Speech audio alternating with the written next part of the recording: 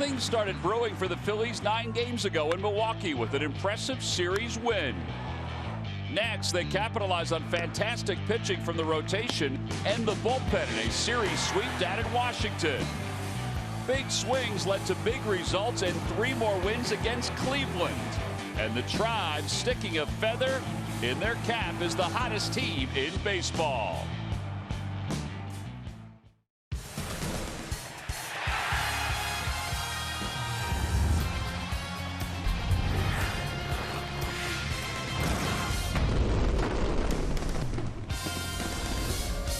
After a quick 3-game series at Citizens Bank Park, the Phillies are back on the road. They begin a 4-game series tonight here in St. Louis. The 15-10 Phils against the 12-13 St. Louis Cardinals.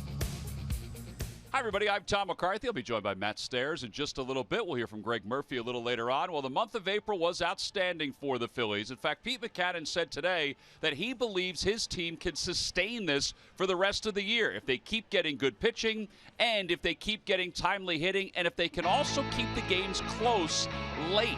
Look at what the Phillies have done in the 16 of 19 on the road.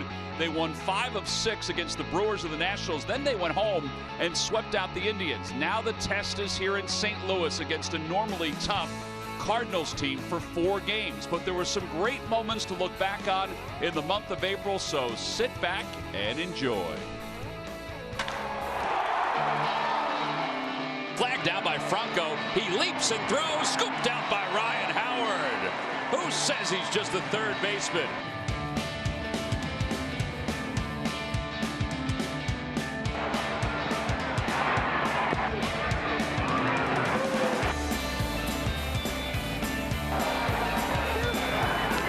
Toward the alley in left center field. Odubel Herrera tracks it down and makes the catch.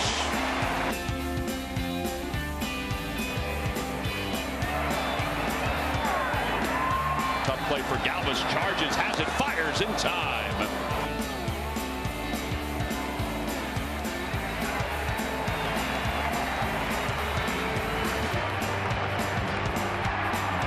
Diving stop. Howard to his feet quickly. Neris is right on the spot. Diving stop by Franco from his backside. He throws to first. What a play by Maikel Franco.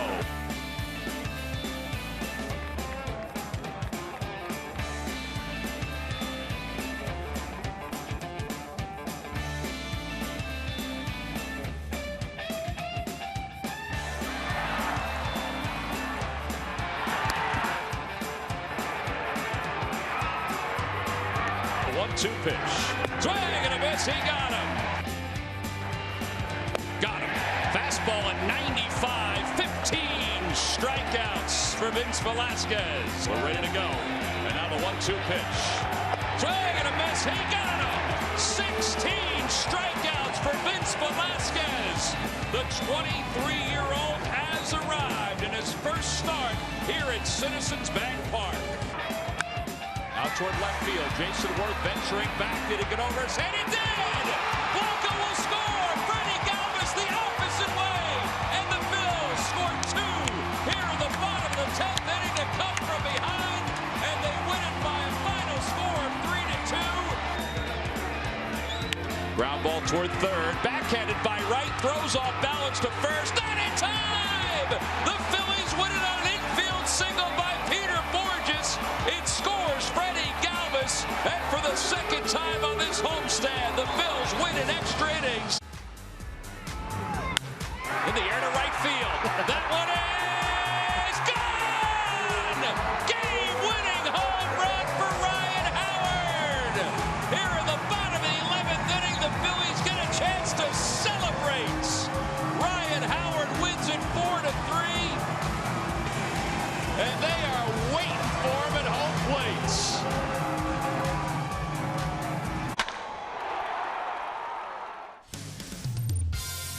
And the Phillies hope that's just the beginning of all the memorable moments they hope to have as the season moves on. Tonight it'll be Jeremy Hellickson against Adam Wainwright in Game 1 of this 4-game series here in St. Louis. Well, speaking of Jeremy Hellickson, he's coming off his best outing so far this season. Can he duplicate it? We'll talk about that and get you ready for the first pitch for tonight's ball game. Phillies baseball is brought to you by Xfinity. Xfinity X1 will change the way you experience TV. By Toyota. Get a great deal on your favorite Toyota during the Toyota Time Sales Event. Toyota, let's go places. By Citizens Bank. The next time you have a question about money, don't keep it to yourself. Ask a citizen. And by Independence Blue Cross. Live fearless. Learn more at IBX.com.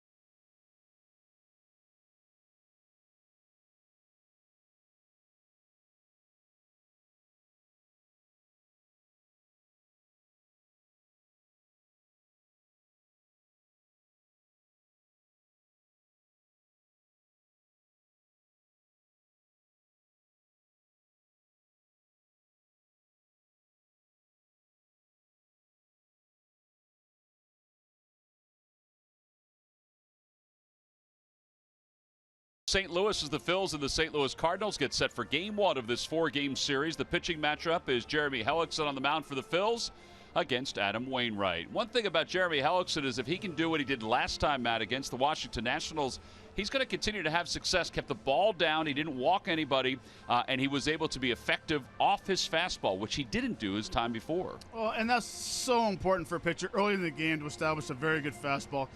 Now, all of a sudden, as a hitter, you step in there and you don't want to get beat with that fastball. It just makes your curveball, your changeup, so much better when you need to throw it. And he was being able to throw that fastball early in the count, and then all of a sudden he's throwing all these changeups down the zone. Every single pitch he throws, the bottom drops out. So now the hitters are thinking, well, now it's a fastball. I have to stay back. I don't want to get beat. I got to tackle whatever it is. Now you're either watching the fastball side or taking some really bad swings like Jason Worth right there. You're not recognizing the pitch. You're trying to speed your body up. Next thing you know, he's pulling the string, and that's why you're swinging out in front of the changeup. Well, and talking to Pete Buchanan today, he thought that that was the best outing that Jeremy Hellickson has had in a Phillies uniform, and he hopes that that is something that can set him off on the right path. He's got a tough customer in a struggling Adam Wainwright. Wainwright's walks are up and his strikeouts are down, and look at his earned run average is at 7.16. What is wrong with him? Well, they don't think he's throwing his fastball enough, which was the problem for Jeremy Hellickson going into his last start against the Washington Nationals. So it is Game 1 of a 4-game series. There's Jeremy getting himself ready for tonight's ball game. We'll have lineups at first pitch after we go to the Comcast Sportsnet studios.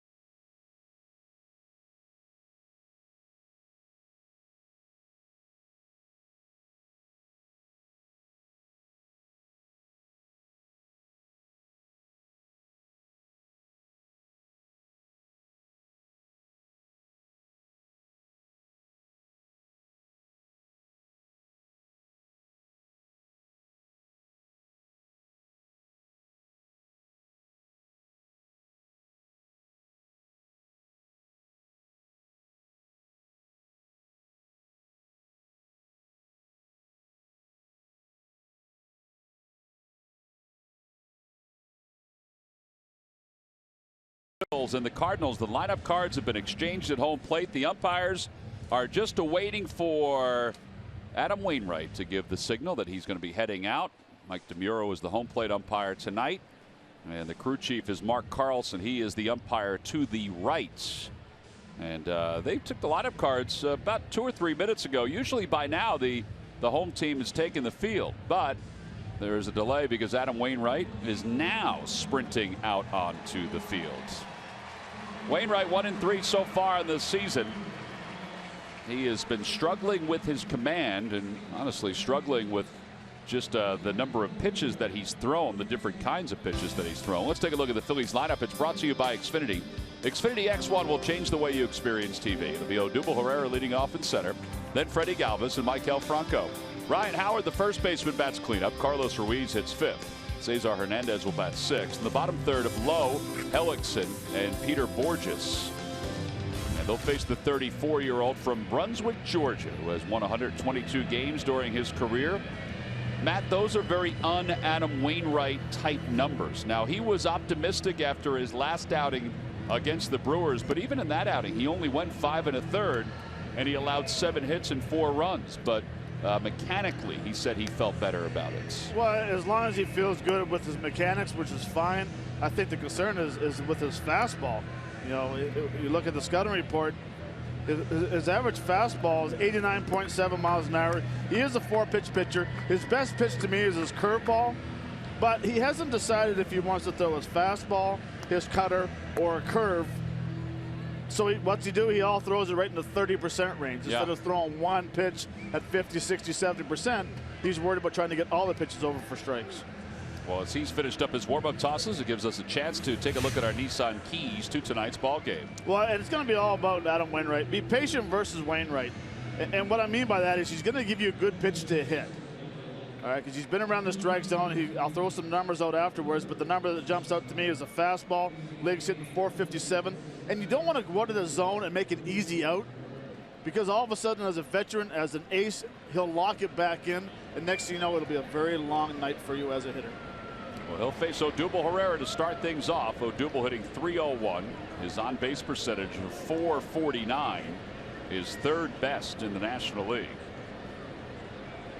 First pitch of the night is in there for a strike, and it's 0-1. That is the fastball, and you see 90 miles an hour. Odubel was 4 for 11 in the series against the Cleveland Indians. The Phillies just wrapped up. Curveball.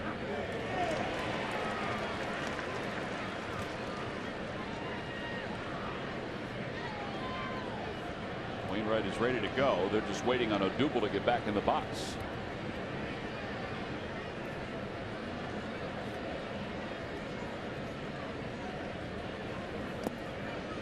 All right, so he's thrown 3 pitches, and all 3 have been different pitches. It's amazing. I mean, usually a guy that who's been around this long and has had such a great career so far, you think he'd establish his fastball early, especially the first pitch at 90 low and away in the corner. But again, he does have a very good curveball. It's his best pitch. Mike Matheny in his 5th year as the manager of the Cardinals. He's been in the postseason his first 4 years. Somewhat unprecedented here in St. Louis to be able to do that. As Odubel fouls it, then it remains 1-2.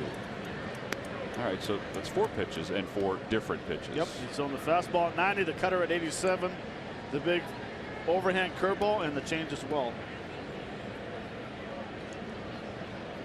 Phillies coming off a 2-1 victory yesterday. They are 8-2 in 1-run games so far this season. They've also played 16 games where they've scored 3 runs or less. And Odubel is right at his average of pitches seen per plate appearance, which was 4.66 coming in to this ball game.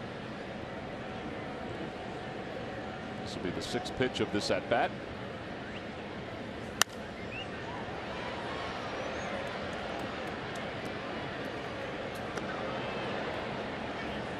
Vince Velasquez won his 4th game of the season yesterday, a 6-inning, 2-hit, 4-walk appearance. He struck out 6. He closed strong, 9 batters in a row to finish up the outing. And then his bullpen took care of the rest.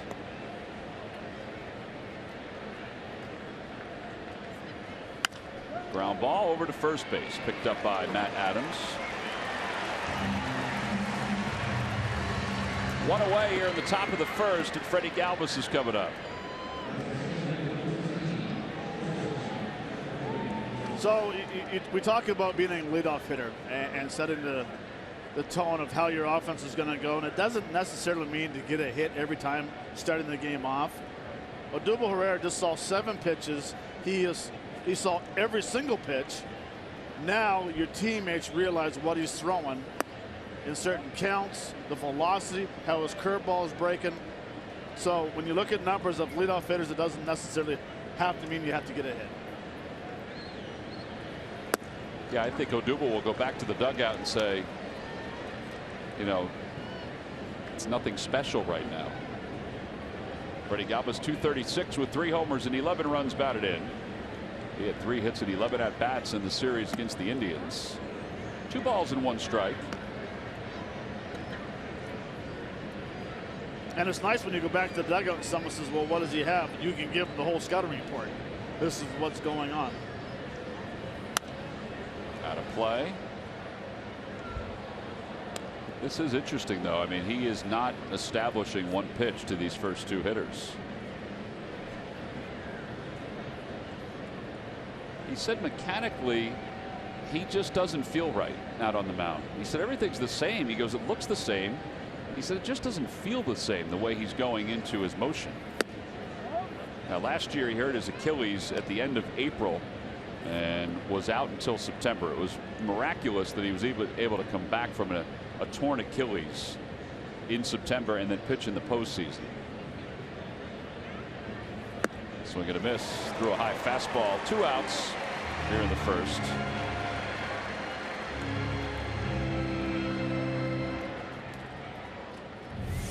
Well, this is a pitch that's been giving Freddie some troubles the last few games. A high fastball with 2 strikes.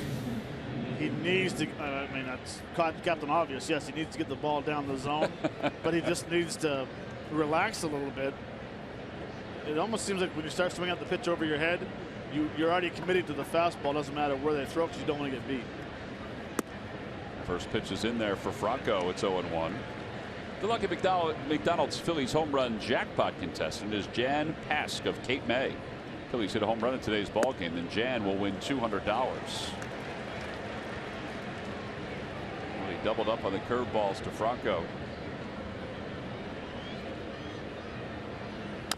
And a chopper right side. Adams will take it, flip it to Wainwright covering, and 3-1 on the putout. 16 pitches in the first inning for Adam Wainwright. We'll head to the bottom of the first. It's the Phillies nothing. Jeremy Hellickson going to work against the Cards.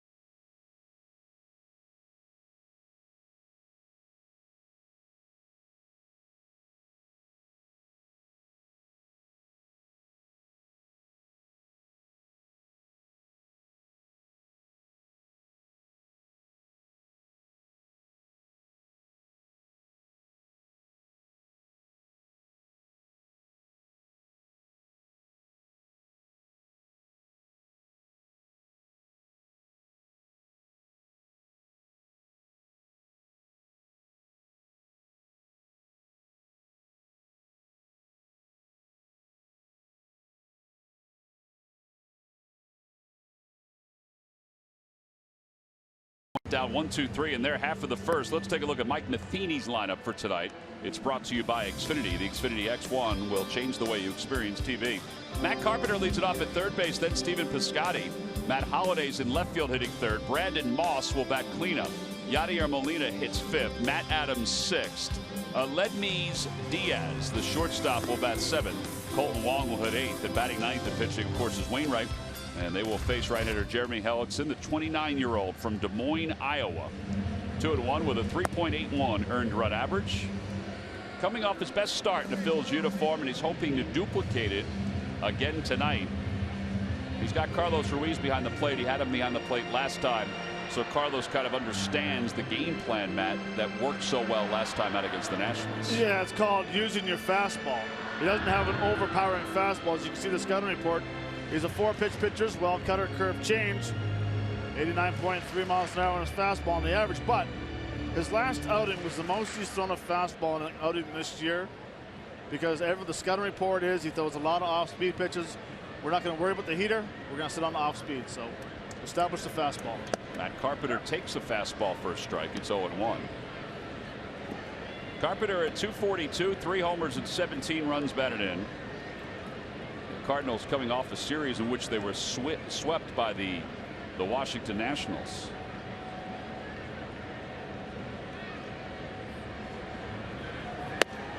Sometimes it is a crazy game. You know, the Nationals are swept 3 games by the Phillies. They looked anemic offensively. And then they come in here in St. Louis. Always a tough place to play. They win 5-4, 6-1, and 6-1. So, you know, they score 17 runs in 3 games.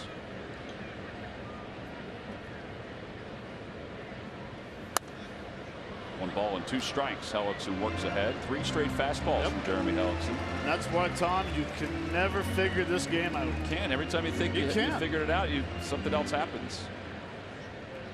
And they swept them basically without Bryce Harper doing damage. Right. Yeah, he scuffed one yesterday.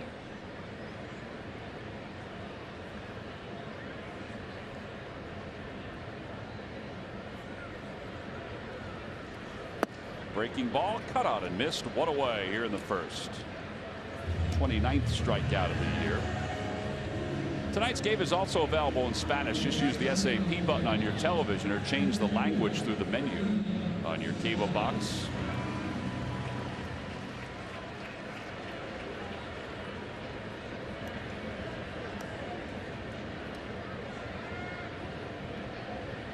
Here's Stephen Piscotty, who has 4 homers and 15 runs batted in.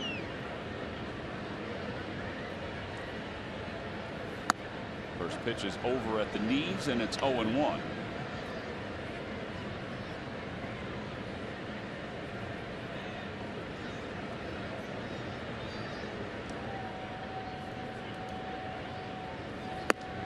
Cardinals made a number of changes during the offseason.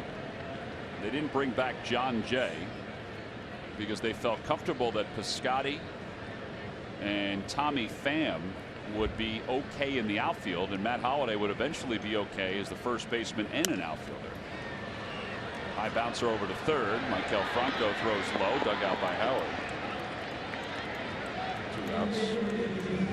Pham, though, got hurt first game of the season, so Holliday then shifted back out to the outfield, and Piscotty, well, they like this kid a lot. They like Randall Grichuk a lot, who's not in the lineup this evening. Grichuk's hitting only 179. But Holliday just keeps on going and going and going. Such a powerful hitter. I mean, he's a big man. He doesn't stride a lot. He uses that leverage. He's a trimmed down man this year. He looks good.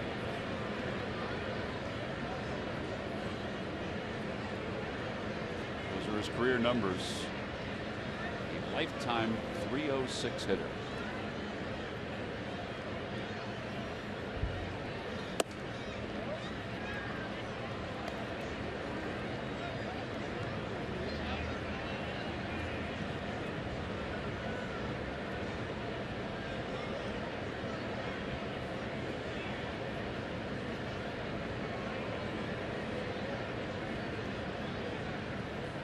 Inside, 2 balls and 1 strike. At some point this year, Holliday is going to reach 2,000 hits. He's at 1,921. So if he stays healthy, you would think he'd reach 2,000 hits. He should. Off the end of the bat, foul. Evens up the count 2-2. 8 years here with the Cardinals, 5 years with Colorado, and less than 1 year with the Oakland A's. The A's traded him here to St. Louis.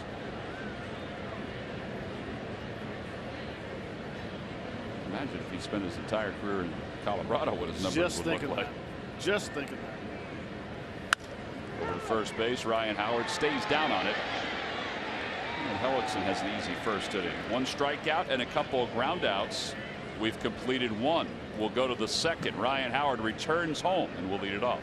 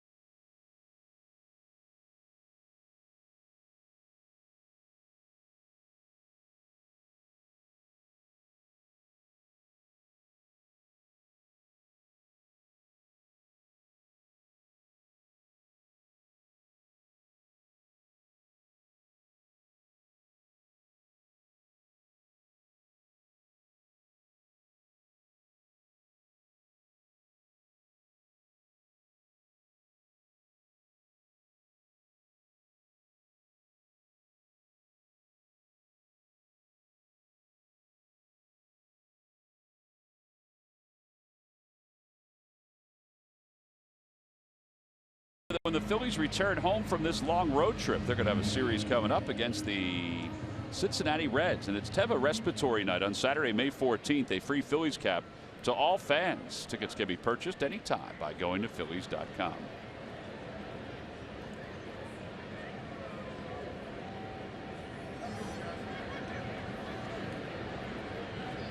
Top of the second inning, and Ryan Howard will lead it off.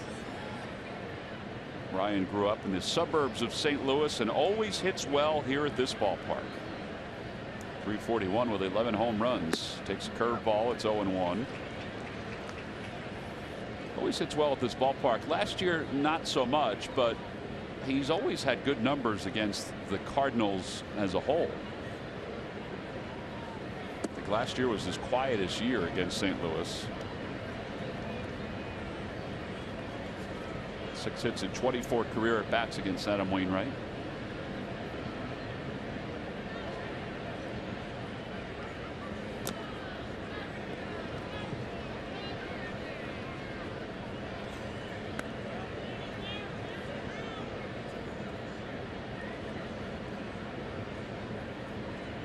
Did Molina just miss that ball, or did that fall off the barrel? I think he just missed it, but I don't know. I couldn't tell. I think it's a foul ball. Yeah, it does say 1 ball 2 strikes. I didn't see if Mike DeMuro had changed it.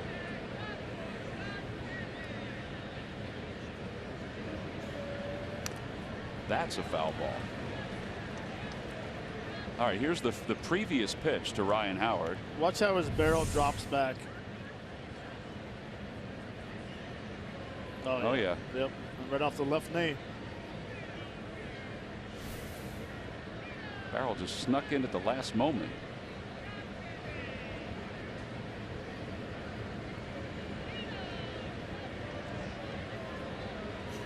Howard lines it out toward left field, and Holiday will make the catch. One away. Carlos Ruiz is coming up. Let's check in with Greg Murphy. Murph, welcome to St. Louis. Well, thank you, Tom. It's good to be here. And, you know, you were talking about right at the beginning of the broadcast about the Phils being 8-2 in 1-run games. And they are indeed streaking. We know that. They've won 6 in a row. They've also won 7 straight one-run games. What are they doing during their streak? Well, they're outscoring their opponents. In fact, doubling up the run production of their opponents. Their starters' ERA has been terrific all season long, 2.19 during the streak. But look at the bullpen. 19 innings pitched, 1 earned run allowed, and just the opponent's average at 168. If you're going to go win 6 in a row, back-to-back sweeps of series, that's the kind of numbers that you need to do, you need to put up in order to do that. The Phillies have been able to do that in this 6-game winning streak, and they finished the month of April 5 games over 500. Pete McKenna was asked if he thinks it's for real. He said, well, absolutely, I think it's for real. He said it's been a lot of fun. The team should be proud about what they do, and he said, but if we keep having to play these one-run games, my hair's going to turn gray.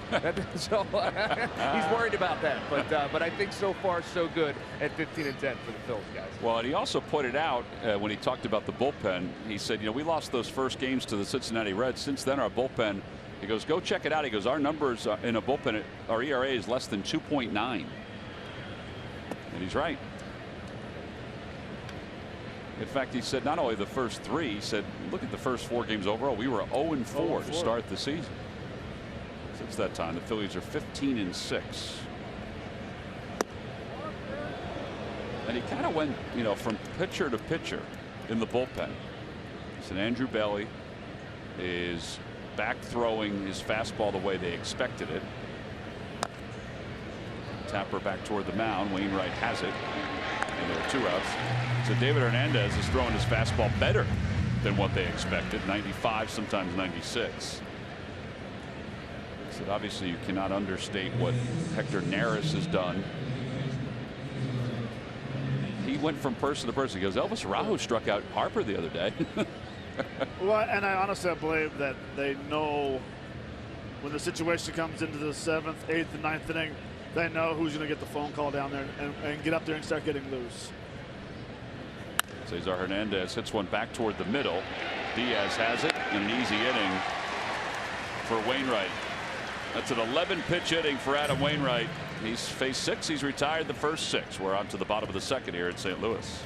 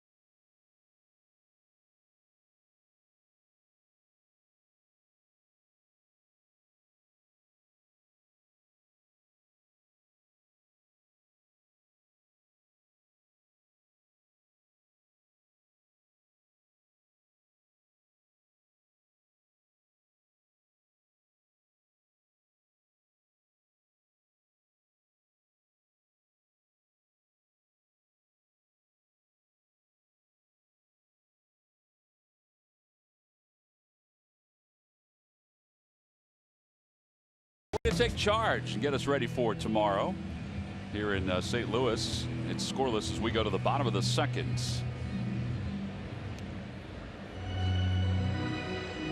Brandon Moss, Yadier Molina, Matt Adams to lead it off against Jeremy Hellickson.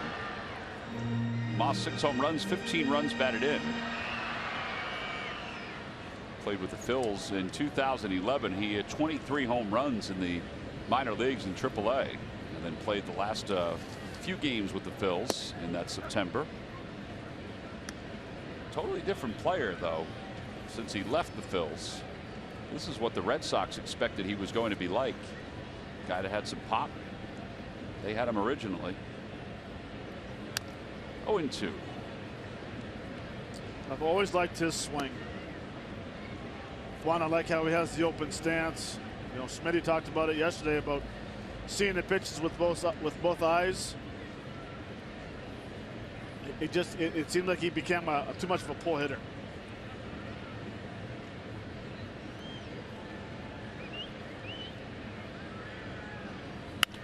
They go upstairs, and he hits a one-hopper out to shallow right field. Cesar Hernandez throws him out. One gone, and here comes Yadier Molina.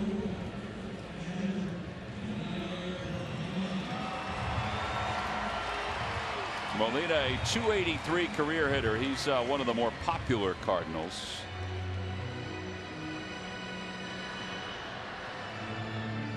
This year hitting .329. Lifetime against the Phillies, a .327 hitter.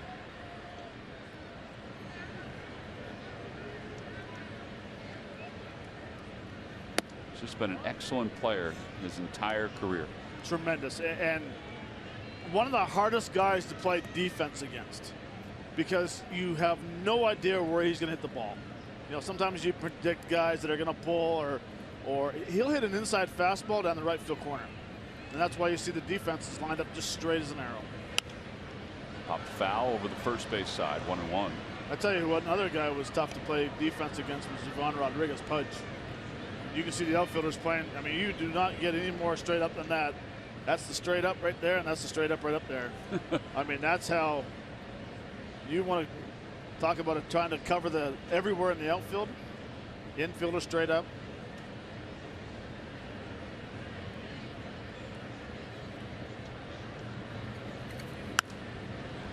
One ball with 2 strikes as he fouls it again to the right side. Well, Molina is an 8-time Gold Glove winner. In his first few years in the big leagues, he was just more of a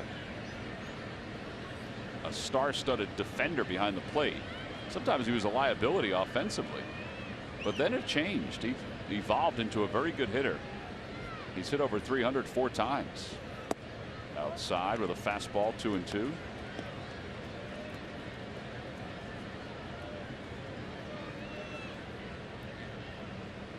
I think about all the hits he has in his career. He does not get any infield knocks, because he's not the quickest man in the world. Line drive foul. The ball was literally knocked down by a gentleman, and it kicked back into the stands. You know, and with Molina, the reason why he's such a good hitter is you just saw the pitch right there. He fouled off down in the zone. He fought it off. He keeps battling to get into a good hitter's count. His barrel stays through the zone so long that if it's a fastball inside, he knows how to tuck his hands in to drive the ball to left field. He never overswings. He has a nice, easy swing, and he recognizes the pitch out of the hand very early from the pitcher. Well, you're right. He's worked himself back to a 3-2 count. And a ground ball toward the hole. Galvis to his right a couple steps.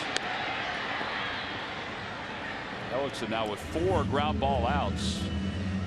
4 of the first 6, 4 of the first 5 outs are ground ball outs. So 2 away.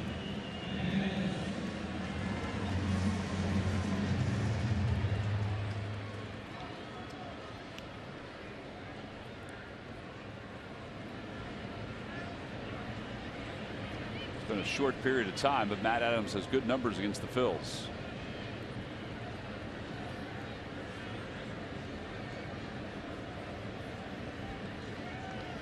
And he tries to bunt his way on toward third. Hellickson bare hands and then bobbles, and Adams is aboard. Jeremy had a chance if he had not bobbled the baseball. The game's first runner comes on a bunt up the third base line. Yeah, Hellickson got off the mound pretty quick. This ball was right there, and I agree, Tom. He would have had him. But again, people are saying, well, why doesn't Ryan Howard do that once in a while? There's 2 outs. Your big man hitting for home runs just laid a bunt down. Is he going to steal second base? No. So he just did the Phillies a favor by giving himself up and laying a bunt down and getting a congratulations, 9 points on your hitting, on your average, but at least we kept him in the ballpark. Well, that'll bring Diaz to the plate. This young man who's been filling in for Johnny Peralta has had a heck of a start to his big league career. Cardinals signed him after he defected from Cuba.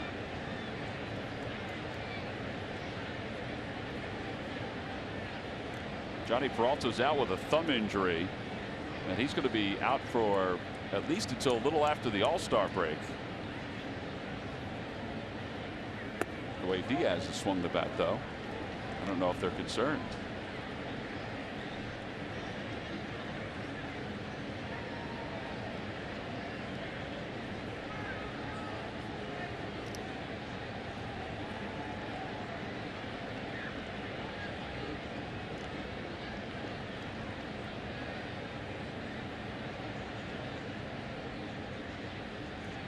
Swing and a miss. 1 ball, 1 strike.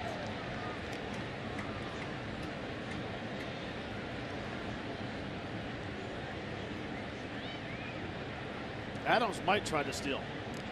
You think so? He might. He's getting a big lead over there, and Jeremy is awful slow to home. Even slower with Adams at first base. He's creeping.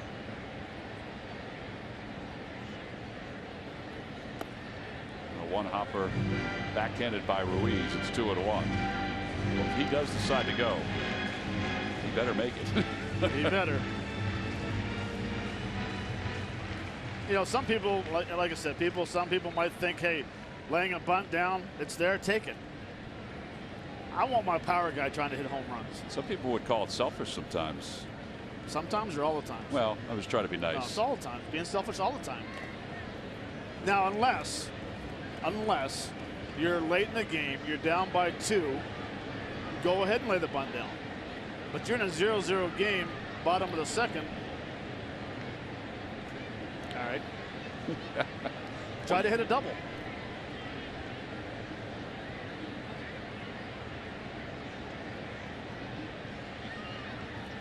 Fastball at the knees. It's 2-2. Well, I think that point right there, what you just finished that up with, I think that's an excellent point, because normally he would not steal second, so he's got the ability to hit a double, so he can get himself in a scoring position if he doesn't lay down the bunt.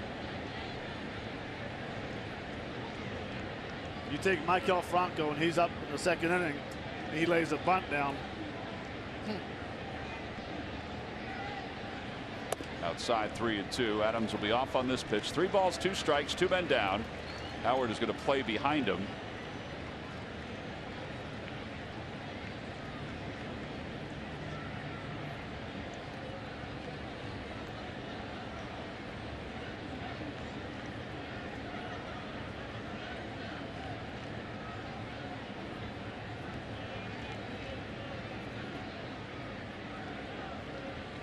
He goes, and the pitch is in the dirt. Ball 4.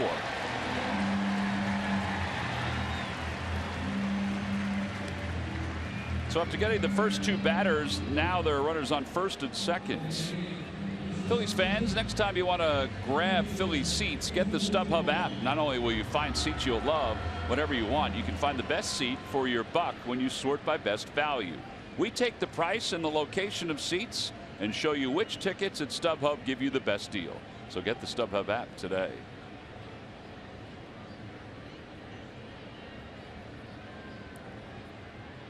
What if we got those tickets from StubHub right in the front row? Here's Colton Wong. Now, Ryan Howard was playing behind Matt Adams before he delivered that pitch, before Hellickson delivered that pitch. And Adams was way off the bag. Should Hellickson have stepped off or something? No, you just like to see your first baseman stay a little closer. Now, as an outfielder, 3 balls, 2 strikes, 2 outs. You know that the first baseman is playing behind the runner at first base. As an outfielder, you back up more. You go ahead and take a couple of steps back, almost to where you're guarding against doubles.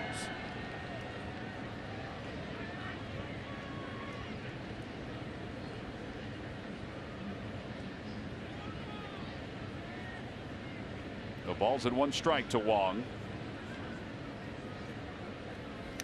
0-2. Foul tip hung on to by Ruiz. Colt Wong hitting .232. His numbers with runners in scoring position. He had a couple hits in the series against the Nationals.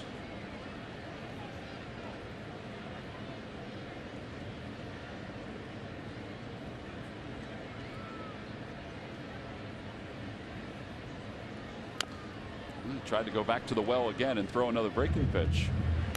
Hellickson's curveball is one of his best pitches. The other day against the Nationals, it was his changeup that was really effective with 2 strikes. But he does have a good curve. He has a good curve. He has a very good changeup. Those 2 pitches will be a lot better if he starts using his fastball more.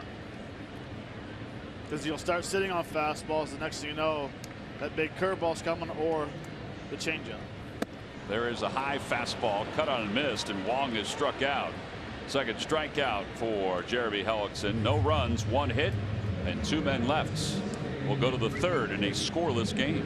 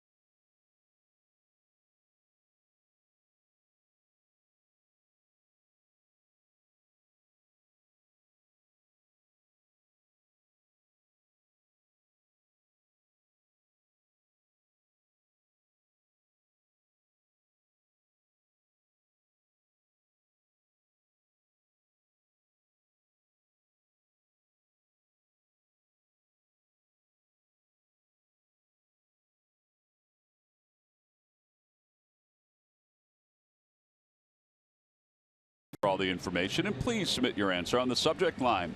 All right, Matt, here's the question. Who holds the Cardinals single season record for home runs by a shortstop? Home runs by a shortstop. Answer will be revealed in just a little bit. We'll move to the top of the 3rd inning. Adam Wainwright has retired 6 consecutive batters to begin this game. It's the first time this year that he has retired 6 straight in any ball game. He's a guy that's won 122 games during the course of his career. His contract runs out at the end of the 18 season. He has 2 more years from a deal that he signed that was 5 years, $97 million. He's 34 years old. He's won 19 games twice. He's won 20 games twice. 3-time All-Star, which I was surprised at that. I thought, for some reason, I thought he was an All-Star more than 3 times. And he'll face David Lowe to start it up. It'll be Lowe, Hellickson, and Borges. And David takes inside. 1 ball, no strikes.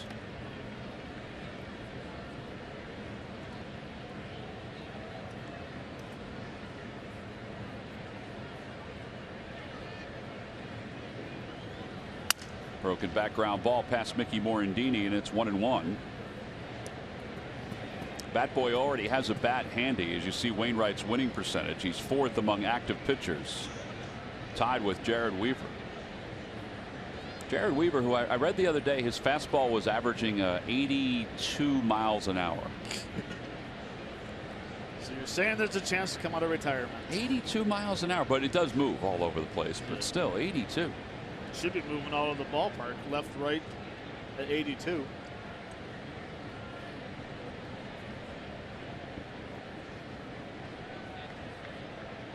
One ball, one strike. Outside, 2-1.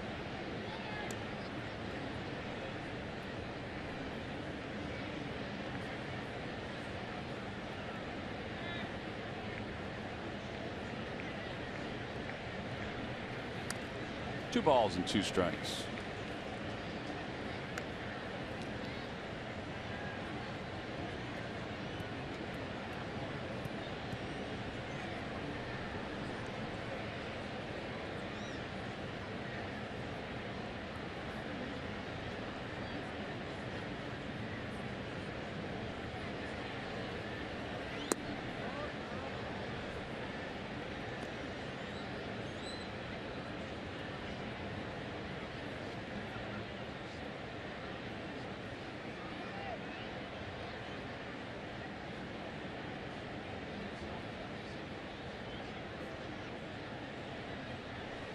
Three balls, two strikes to Lowe. And he slices it foul over the Phillies dugout. And it remains 3-2. But this place always has a good crowd, doesn't it? I mean, it's amazing. Very good. And a quiet ballpark to play in. I was telling you earlier when we were walking up in the concourse, it's a boring place to play because the fans, they leave you alone. They don't say anything to you. They don't rag you. Outside, ball 4. First base runner for the Phils. You always want to hear those good one-liners from fans in the outfield. So do you engage them then? No.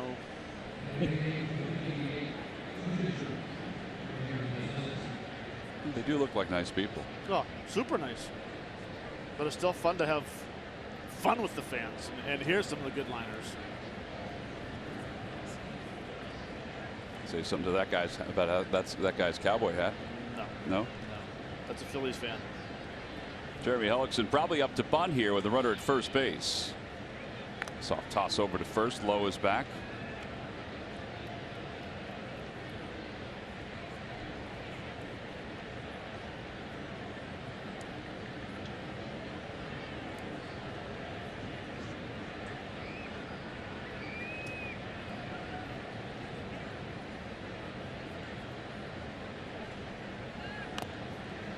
Bunts it foul, and it's no balls and one strike. You know, the pitchers have been batting 8th now for 10 games. Phillies are 9-1 in those 10 games.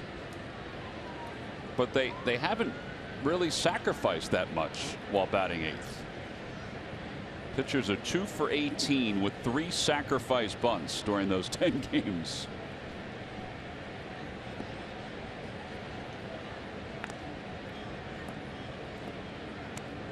So the pitchers are 2 for 18. The position players are 8 for 39 batting 9th. So neither one is really tearing it up, but the Phillies are still winning. But you get the W, so. Yep. No balls and one strike. Hellickson squares and then takes a hack, and it's 0-2. Matt Carpenter, the third baseman, had been in on the grass on that.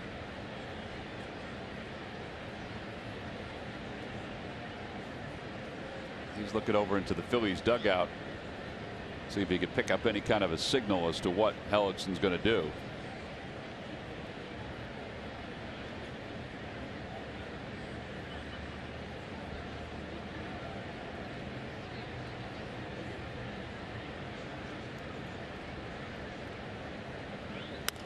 Chopped foul or chopped down the third base line. Carpenter has it, goes to second. They get the lead runner.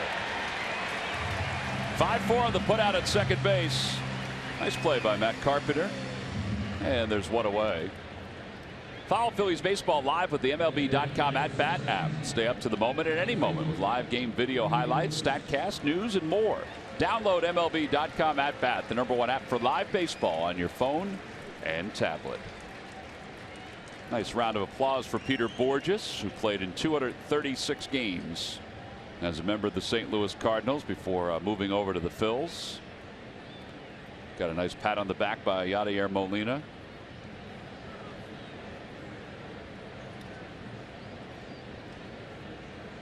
Peter was 2 for 8 in the series against the Indians. See if getting back to some familiar surroundings is going to help him here.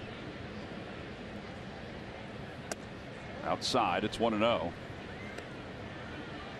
Pete could not speak any higher about Borges' defense so far, particularly over the weekend against the Indians on a couple of different plays.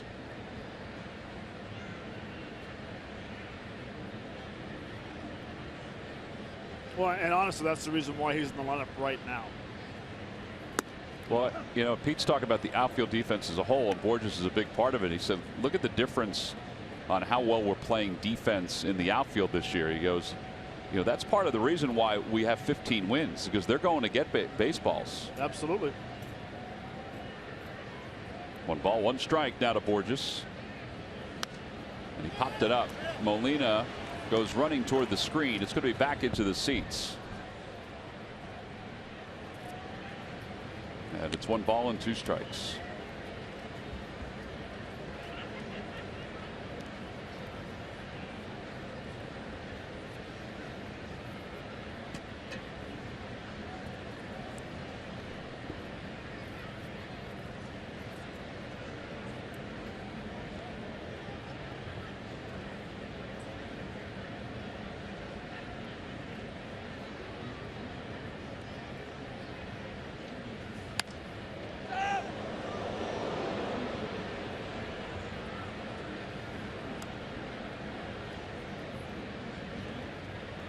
You know, I don't mind that swing right there at all.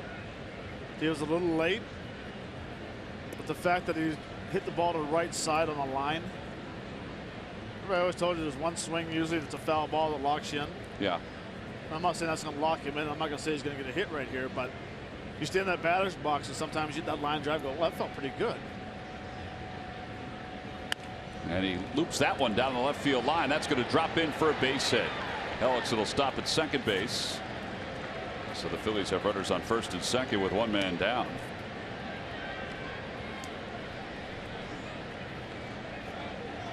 Odubel Herrera's coming up. Well, the National League East as a whole has been a good division since the 22nd of April. Marlins are playing good baseball. The Mets are winners of 8 of 9, Nationals 6 of 9, and the Phillies, of course, 8 of 9. Now, we didn't include the Braves in that picture. They're on the bottom there. They've only won twice in the last 9 games. So the National League East has 65 wins combined, which is the most of any division this season in baseball. That's even with the Braves struggling out of the gate. Odubel Herrera is the batter with runners on first and second, and Odubel takes a curve, and it's 0-1.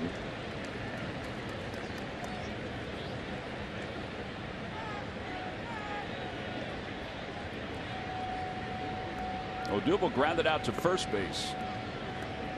His only time up.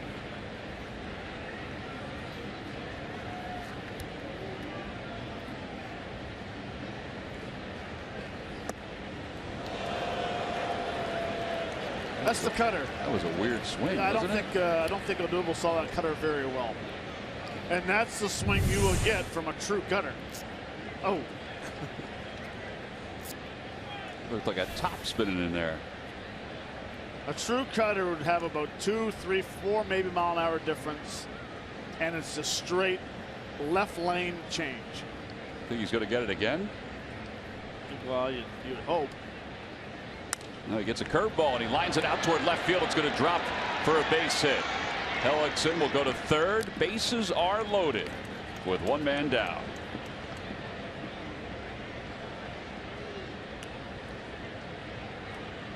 And Freddie Galvis will be coming up with a chance to give the Phils the lead. I'm very surprised that he didn't get it again.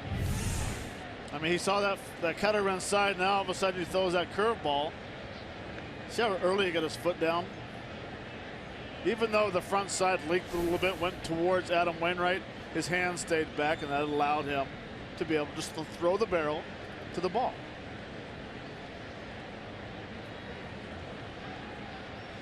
Galvis struck out his first time up.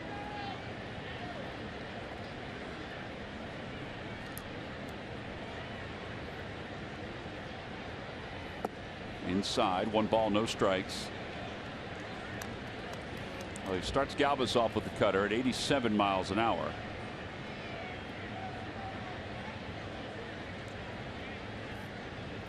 Freddie trying to give the Phils the lead. He's got Hellickson over at third, Borges at second, and Herrera at first. And that one's pulled down the right field line. It's going to drop in for a base hit. 1 run is in. Here comes Borges. He'll score. It'll be an RBI single for Freddie Galvis. It's 2-0 Phillies on top.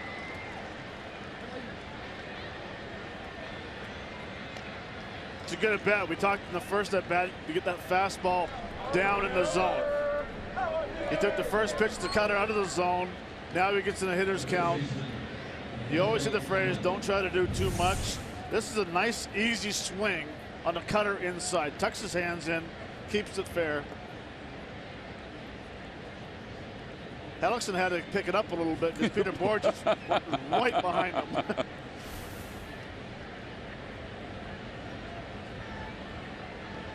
Well, a nice inning offensively for the Phils. They get a couple. They got a chance to get another one here. First pitch is low. 1 ball and no strikes. Freddie Galvis with those 2 RBIs now has 13 RBIs on the season. How about the fact that he leads the Major League Baseball with 5 game-winning RBIs already? 1-0. That one is lined out towards center field. Tagging at third is Herrera. Piscotty's throw goes to second base. This will be a sacrifice fly for Maikel Franco, and it's 3-0 Phils.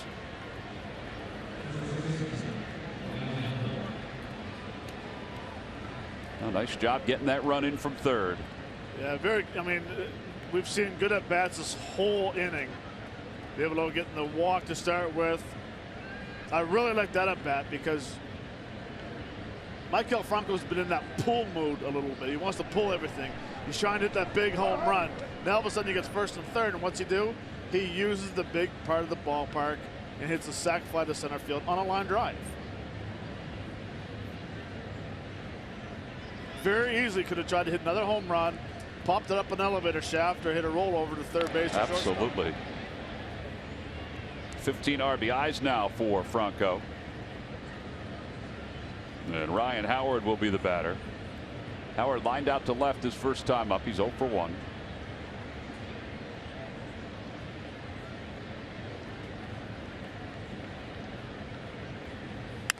Out towards center field. Piscotty started back, now comes sprinting in, and he'll recover and make the catch. And that'll do it for the Phillies here in the 3rd inning. But they scored 3 runs in the inning on 2 base hits. They leave 1. Middle of the 3rd. 3-0 Phillies.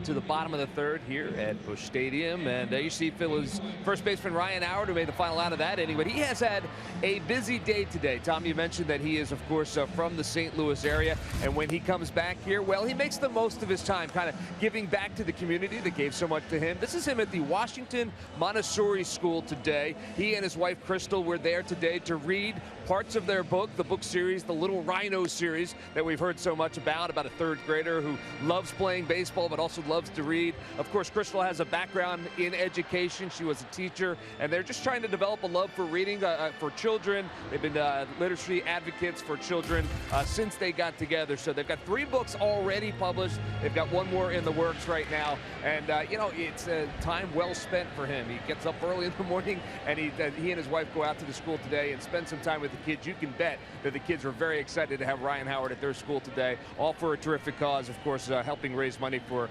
children's literacy, and that's a super terrific thing, guys. It is a terrific thing. We saw Crystal and Ryan when they came back from it today, and they were all smiles. It shows a lot of responsibility and class that they would do something like that. Yes, this is his hometown, but even on the road like this, he did it a couple weeks ago in Philadelphia as well. 1 ball and 1 strike to Adam Wainwright.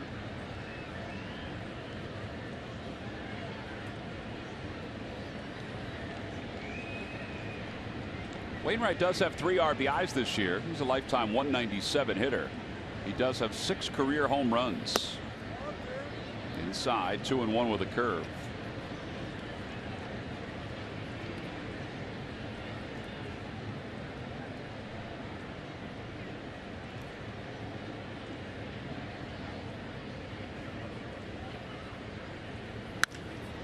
Line drive toward left center field, and Lowe can't get it. It's going to get by him.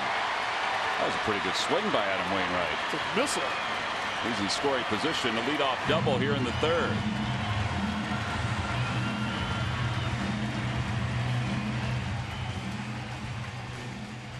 Phillies baseball is brought to you by T-Mobile. Get Major League coverage. T-Mobile has doubled its 4G LTE since 2015. Buy your Delaware Valley Honda dealers. Hurry to your local Del Val Honda dealer. Visit DelValHondaDealers.com. And buy WB Mason. You can't go wrong when you buy right. Well, the first ball that Hellickson allows to leave the infield is a double by the opposing pitcher. It's his 2nd extra base hit of the season. He's in scoring position. Matt Carpenter is up. He struck out his first time up. First pitch, a breaking ball inside and low. It's 1-0.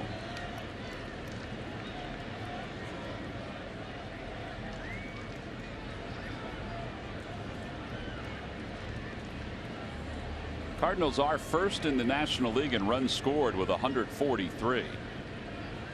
They're also 3rd in extra base hits. That was the 97th extra base hit that they have recorded.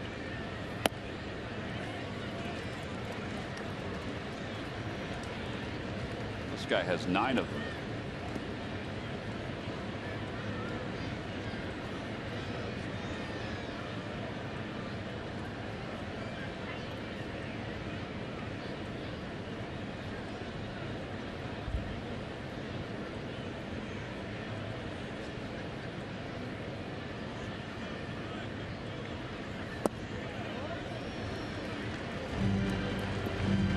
Carpenter going old school with the no batting gloves. I'd only use the no batting gloves once in a while when I was in a big slump. I shouldn't say once in a while. Quite a few times in my career. Just you use those batting gloves, sometimes you lose the feel of the bat. So you go to the bare hands, and all of a sudden you feel that baseball bat back in your hands. Thought he was going to get the green light there. He takes a strike. It's 3-1. Maybe he did have the green light and just didn't like the pitch.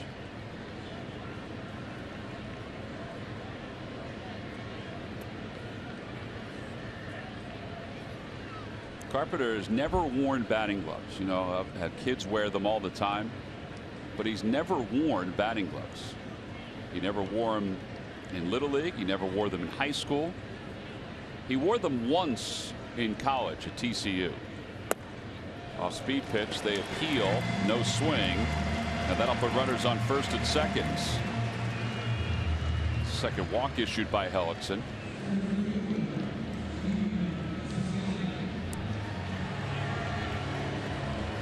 Said the only reason he wore the batting gloves when he was in college that one time, they were playing Air Force in Colorado, and he said, I couldn't feel my hands without them. He said it was so cold I had to wear the batting gloves. Here's Stephen Piscotty, who grounded out to third.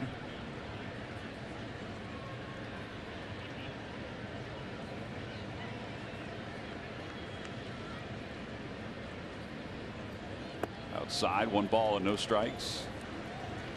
All right, so Carlos going out. Hellickson's missed his mark in this inning. He's trying to be awfully fine here, Matt, isn't he? Well, he is. In the first 2 innings, he had 1, 2, 5 outs off his fastball and 1 off his curveball. And now all of a sudden he had a leadoff double. The next thing you know, he's throwing the changeup, which I don't mind, but on certain counts. He throws a 3-1 changeup to Carpenter. Throw a nice little 2-seamer, easier said than done. Nice little 2-seamer, get him to roll over instead of walking the guy and putting the tying run up. High fastball cut on and missed, and it's 1-1. Because when they sit down, the Cardinals sit down for their scouting report, and they're going to go over each pitcher and each hitter, and then they go over their starting pitcher and what his tendency is. Your tendency is you're going to sit off-speed pitches versus Hellickson because he doesn't throw 70% fastballs. Now we saw what happened last outing versus the Nationals. He threw a lot of fastballs. Best game of the year pitched for the Phillies, for him. Because all of a sudden hitters start looking for the off-speed pitch and they panic on the fastball. Again, 91. To me, that take looked like he was sitting off speed. He gets a 91-mile-an-hour fastball and it freezes him. Same as when he struck out Wong in his first at bat. He throws off-speed pitches. All of a sudden now he elevates the fastball. You hit that panic mode, you swing. Right turn, you're in the dugout.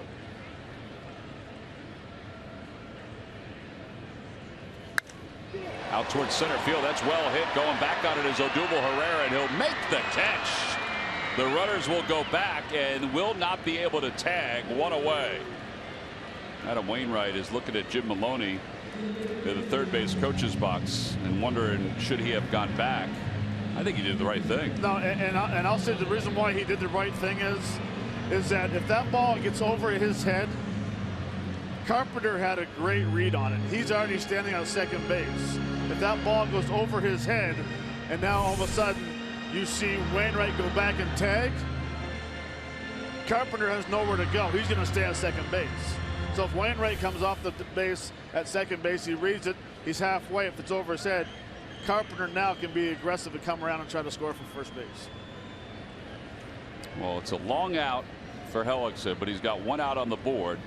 He's up 3-0, and Matt Holliday is the batter. He grounded out his first time up. Holliday takes outside, 1 ball and no strikes.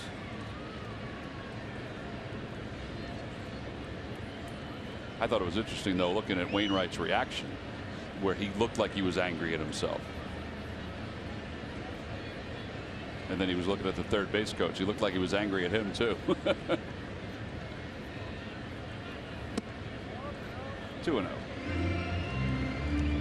Well, and the bottom line with that play is if it goes over his head, he's going to score from second base. He sure will.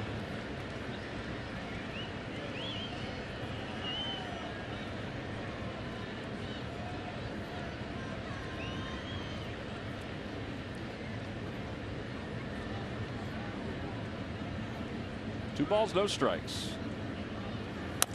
Over to third base. Franco has it. Goes to second for 1. Over to first is not in time.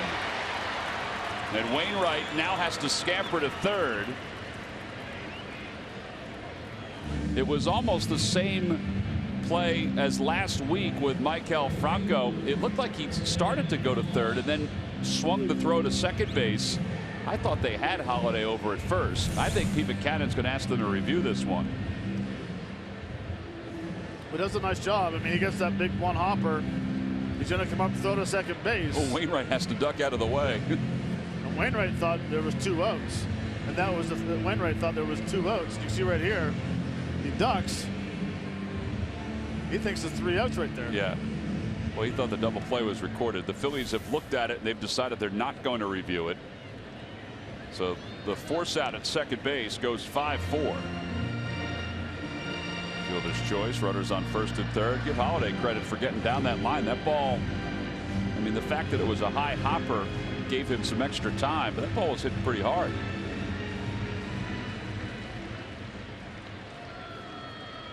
Brandon Moss is grounded out. Actually hit a line drive 1 hopper to shallow right field that Cesar Hernandez tracked down.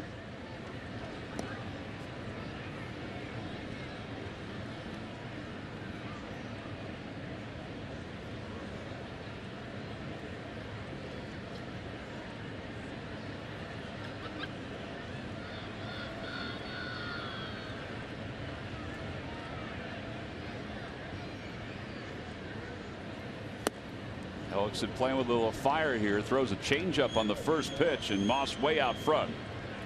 But it's 0-1.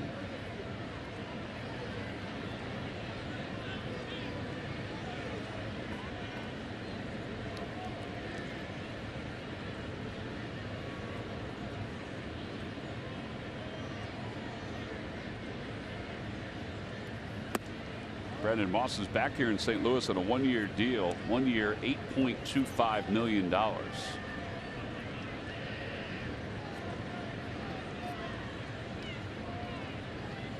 Last year combined between the Cardinals and the Indians, he hit 19 homers and 58 runs batted in.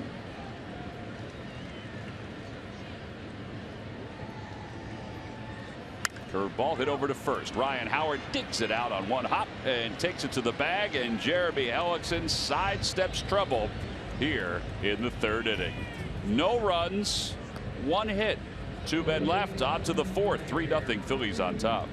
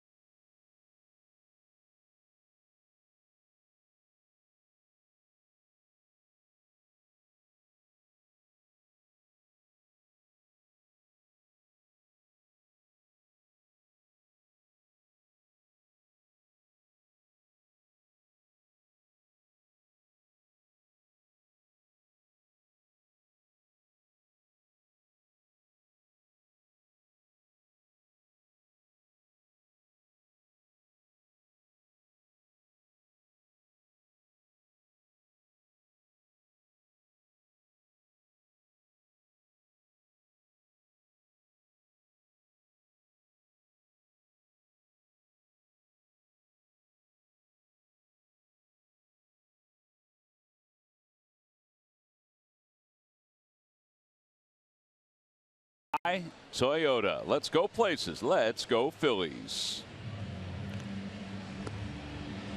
Adam Wainwright had a double in his at bat, but was left over at third base as Jeremy Hellickson was able to get some big ground balls. One by Holiday, the other one by Brandon Moss.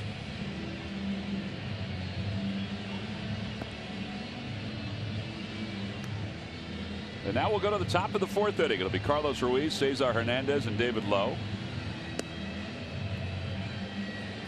Phillies with 3 runs in their half of the 3rd on 3 hits.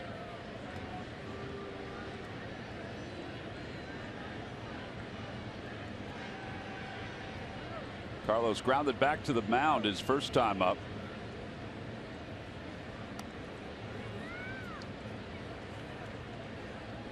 Phillies have an excellent coaching staff. You know, I was thinking about it today between Larry Boa, John McLaren. You got Big Bob McClure in the dugout. And Rick Kranitz, who I don't know if he's gotten enough credit for what he's done with the bullpen and how organized he is. But we're with these guys every day, and the way that they interact with each other, there's a great chemistry between the coaching staff. There's Rick Kranitz. No balls and 2 strikes. I know Murph was interested in talking to Rick this week, and we're going to hear from Rick Kranitz tomorrow before the start of the ball game.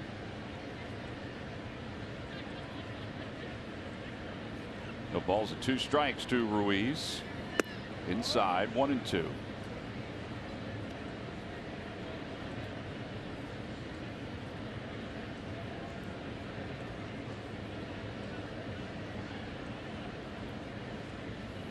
Curveball line to left field. That'll be in for a base hit. Boy, Chooch. Yeah, that was a pretty good piece of hitting right there by Carlos, who's now hit in 6 consecutive games. You know, you're talking about the coaching staff and with Nick and all the guys, and very fortunate to be in spring training for 8 days in uniform. They have fun. I mean, you go in that locker room. Yeah. It is a hoot. I mean, it's hilarious in there. And they all know baseball so well. And they really do. There's a pitch at the knees to Cesar. Sammy laying down the sign. Sammy was looking at a lot of video today. He was looking at video of the outfielders, the Cardinals outfielders, and some of their throws as he was getting ready for this ball game. Ground ball right side.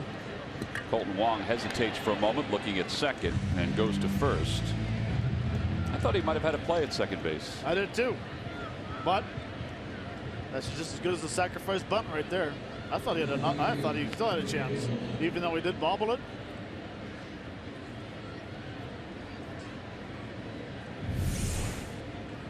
See where Chooch has a good secondary lead. Still halfway.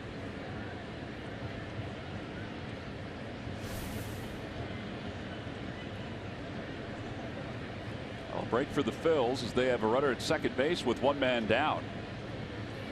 And Lowe hits it back toward the box. Wainwright has it, throws to third, and Carlos is out at third base.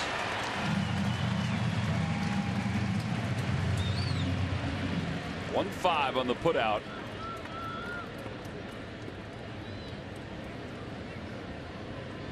I think Larry Bowa is going over to the phone to see if Carlos got his foot in there. This is an athletic play right here. That pitch is hit back softly. Looks like got him in the thigh. Got him in the thigh, yeah. And Carpenter was very casual about it too. Right there. Well, they did us a favor. Now we did them a favor. Yep, that's it.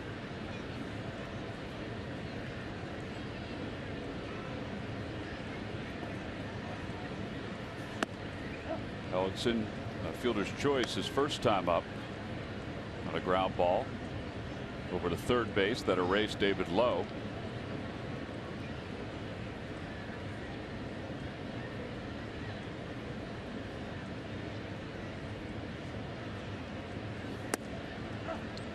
You know, that ball that David Lowe hit back up the middle, and not making excuses for any ball player or any athlete that plays second base or is running on second base, but you want to get such a good secondary lead, and you know you're supposed to read it past the pitcher.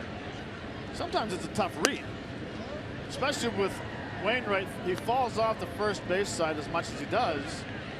Now, if that ball is hit harder, he has no opportunity, no chance of fielding it. Because if you don't take a good secondary lead and be aggressive at second base, and that ball gets through to center field and you don't score, not a good feeling. Breaking ball, and Hellickson's down looking, and the side is retired. Strikeout number 2 for Adam Wainwright. No runs, 1 hit, 1 man left for the Phils. On to the bottom of the 4th. It's 3-0 Phillies on top.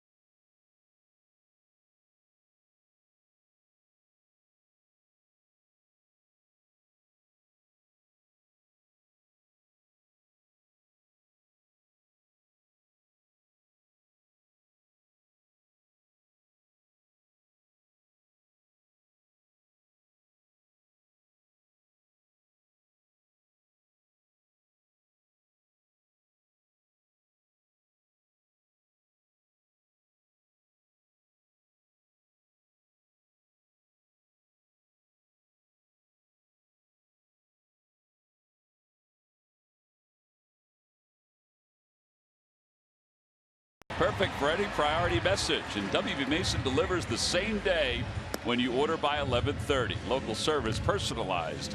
Who but WB Mason? Bottom half of the 4th inning here in St. Louis. We'll be here for 4 days. 3 night games and then a day game on Thursday before the Phillies head out to Miami for a weekend series. We'll try to track that fella's beer sales as the week goes on.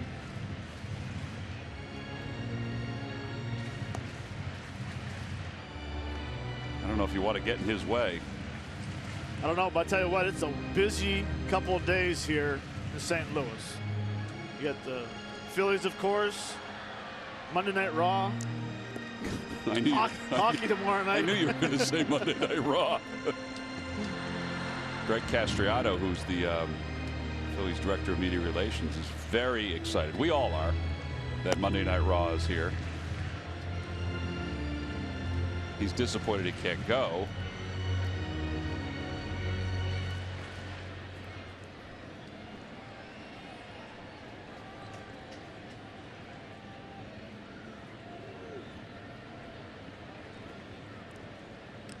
Here's Yadier Molina. Molina grounded out to shortstop, his first time up.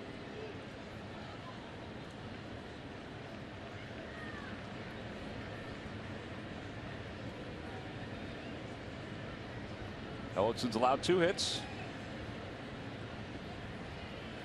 And now he's allowed 3 hits. As that one gets past Cesar Hernandez. Leadoff single here in the 4th. Ball took an odd bounce, didn't it? Phillies have group tickets available for groups of 25 or more. Plenty of benefits and special options. There's also special fundraising opportunities. A great way to raise funds and awareness. For more information, see Phillies.com/group tickets. Matt Adams bunted his way on the first time up.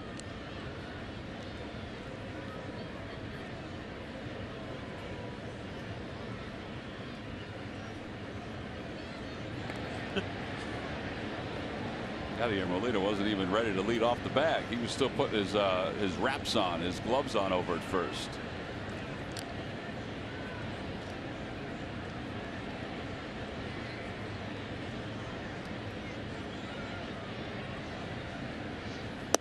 Fastball outside, 1-0.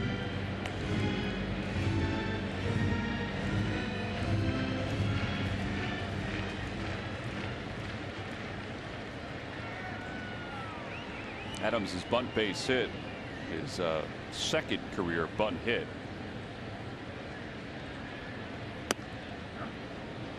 One ball and 1 strike to Matt Adams. He kind of took all the conversation about Matt Holliday and Brandon Moss playing a little first base this year in stride during this past spring training.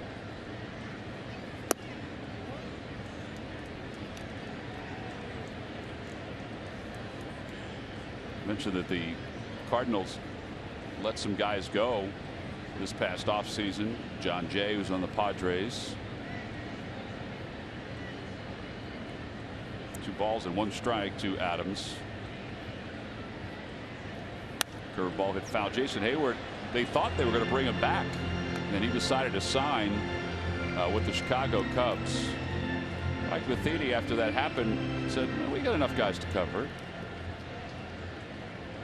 Turns out they thought they did, and they're happy now that they have a little depth with Adams at first and Moss at first, because they moved Holliday full-time back to the outfield. 2 balls and 2 strikes to Adams. Tried to check his swing and did. It's 3-2. On the Toyota Major League scoreboard, the Nationals leading the Royals 2-0. Ryan Zimmerman has an RBI double. Somebody woke up the Nats. May have been the Phillies. I would love to see Ryan Howard play behind Molina at first base. Yeah, right now it's Molina is playing behind. 2.5 foot lead. It's Howard. It's Molina playing behind Howard. Ball 4.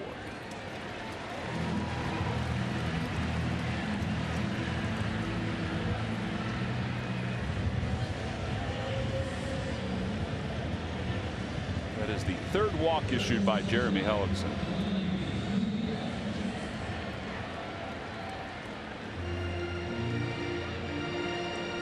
Pitches with nobody out here in the fourth inning. That is a fairly high pitch count at this point.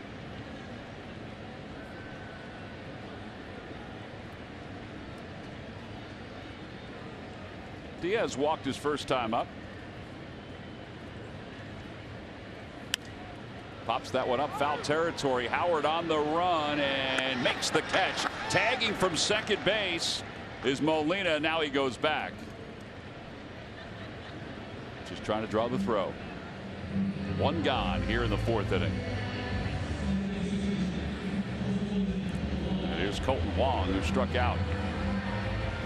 Boy, that was a good pitch by Hellickson. So it was, and I was actually surprised that Molina didn't continue going. I know he was faking the run, he was going over, but he was watching the throw the whole way. He committed right when the ball left his hand. If he would have kept on going, he would have been safe.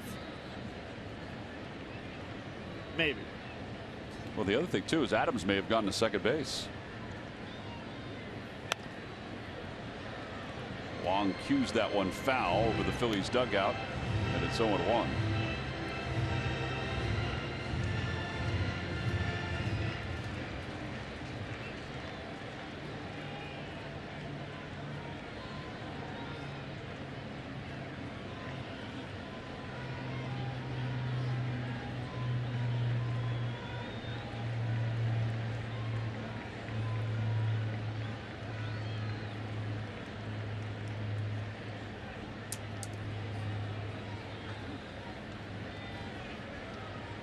Must not have been comfortable with the pitch for some reason or another, because there was nobody even covering second. Molina had just a 3-step lead.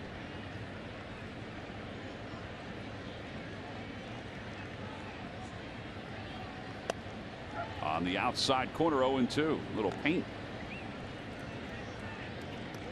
Little paint. That was a no-look slide step as well to home. So again, instead of going with that big leg kick, trying to mess with the hitter's rhythm at home plate, sometimes you go high leg kick, sometimes you go slide step. Slide step change was the hardest pitch for me. Nice pitch. Oh, that was a great curveball right there. Third strikeout, second time he's gotten Wong. 2 outs, and Adam Wainwright's coming up. You've got to be careful with Wainwright. Well, this is just good location as well. That curveball down and in. You think you have an opportunity to go ahead and drop the barrel to the ball. Next thing you know, that ball drops underneath the barrel. And the reason why I say the slide step changeup is that all of a sudden, boom, he's coming at you real quick. You feel like you have to speed up everything to get to the pitch. Next thing you know, he pulls the string. You pull that Bugs Bunny swing where you do the 1-2-3 at it at the same time. How do you want to pitch Wainwright here? Well, I don't want to throw him the same pitch as last time. Mix it around like he's an ordinary hitter. Wainwright doubled his first time up. That's one of 2 hits. Or I should say 3 hits allowed by Hellickson. One single by Adams, the single by Molina, and his double.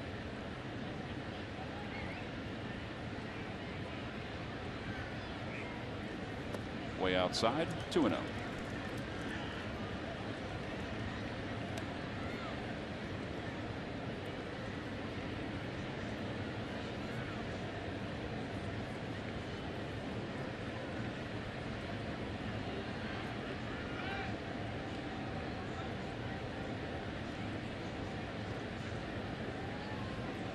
Wainwright was looking down there to see if he had the 2-0 green light or the automatic take as a pitcher. Oh, he had the green light. And he fouls it over the dugout. He doesn't swing like a pitcher, though.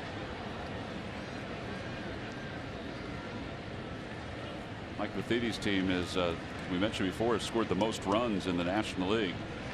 And this is not a surprise. They have a over 300 batting average with runners in scoring position, which is second best in Major League Baseball.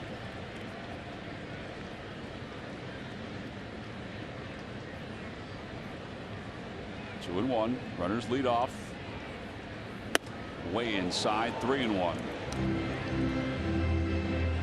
You want to be careful with Wainwright, but you do not want to put him on to load up the bases and bring Matt Carpenter up to the plate.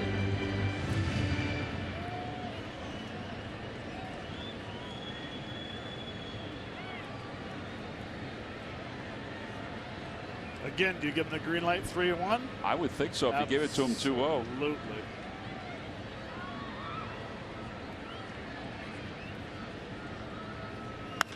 Oh man, he crushed it deep to left field. Fair or foul, fair ball, home run, and we are tied up at 3. The 7th career home run for Adam Wainwright. That's a second decker. Wow, that was a blast. That was a blast for anybody. Pitcher, outfielder, it doesn't matter. He threw him a cookie, and he crushed it. He did. 3-1 fastball. Here you go. Right down the middle. That's a powerful swing right there. Sure is. Fans here in St. Louis, they want a curtain call. There it is.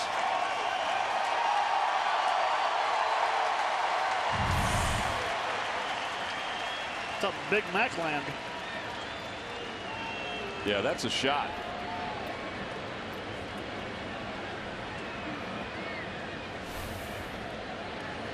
The rest of his pitching buddies were happy about it. Now Carpenter's the batter. So we are all even at 3. First home run for Wainwright since September of 2012. Man, he killed that ball.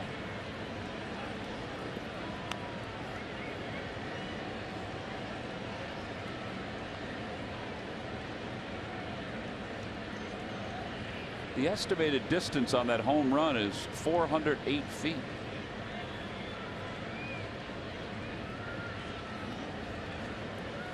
The 2-0 pitch coming to Carpenter. Outside, 3-0.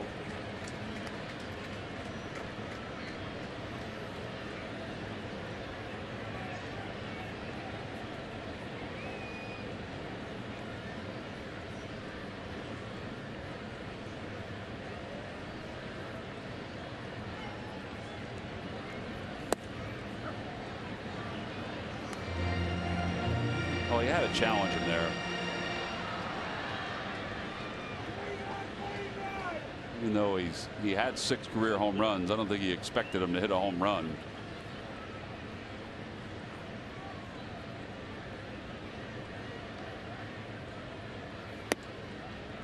A bit high, ball 4.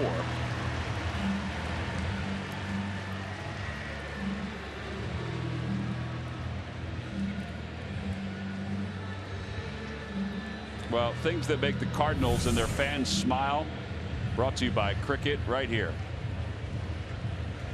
Now Jeremy Hellickson knew it. I mean, you just the sound off the bat. They knew it too.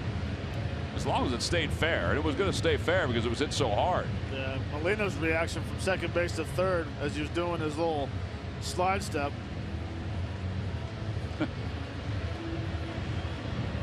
Well, that will certainly make them smile. Well, it'll make you smile, but I tell you what, Bob McClure won't make him smile is nibbling the corners a little too much instead of going out and just pounding the strike zone and get ahead with that first pitch. And we talk about pitching to contact. That's what happens when you don't pitch to contact. Yes, you crush the ball, you hit it over 400 feet on a 3-1 fastball, but you got to the point where you're nibbling on the corners instead of pitching the contact early in the count. Oh, absolutely. And getting ahead. Absolutely. They were pitching to Wainwright as if he was a middle of the order kind of guy. Well, the same with Adams. Trying to be too fine with fastballs on the corners. The inside corner with that changeup. 0-1 to Piscotty, who is 0 for 2. He's grounded out. He's lined out to center. 0 for his last 9. All right, so it's an all-new ball game here in the 4th inning, tied up at 3.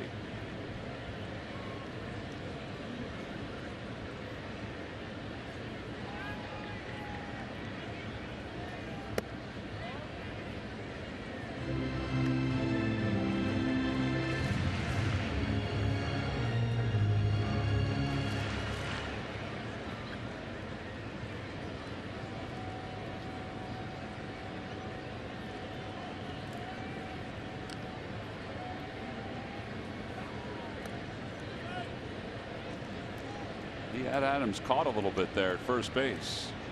Bill Miller going over, whispering something to him.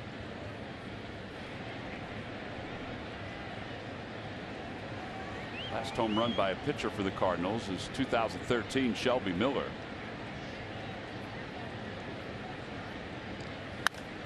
A high fly ball straightaway center field. Odubel Herrera is there. And the inning is over. But the Cardinals tie it up. Adam Wainwright has a double and a home run. A 3-run shot. We'll go to the 5th. We're tied up at 3.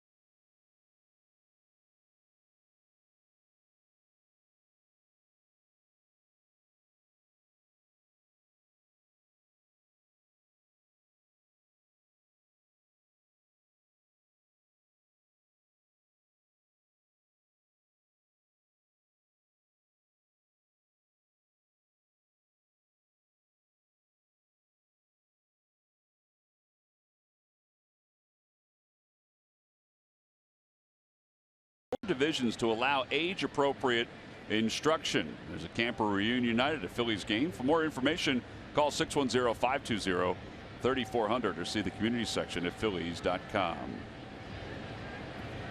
Peter Borges will lead it off. He bunts toward third, picked up by Matt Carpenter, hurries the throw in time. Just a little too hard on that bunt. One out here in the 5th inning.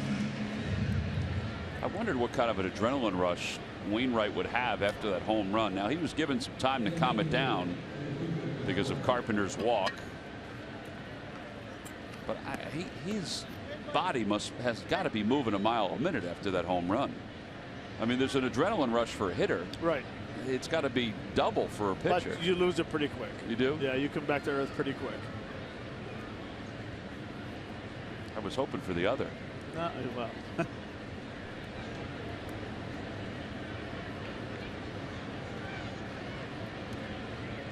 Odubel's 1 for 2. 0-1.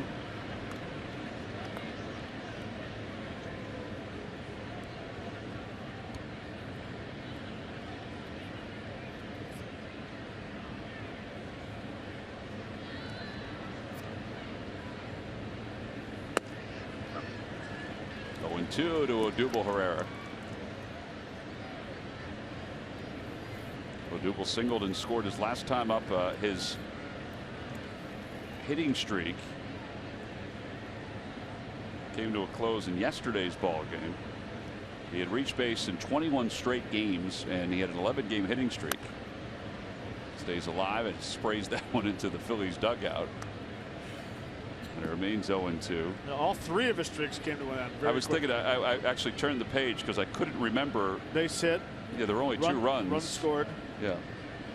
He was riding 3 streaks going into yesterday's game. The hitting streak, the reaching base safely streak, and the run scored streak, which is 7 consecutive. But he scored tonight, so it's 8 of 9 now. 8 of 9. Check the swing.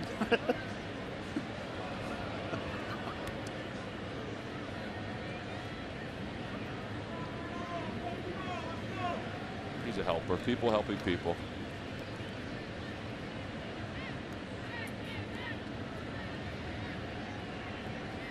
You think he cares in that batter's box? Yeah, I don't think he cares even. Well, he cares. He cares every single pitch. Yeah. I mean, yeah. I don't think he cares what people think. Right. He wants to hit. He wants to perform, and he helps out the umpires once in a while.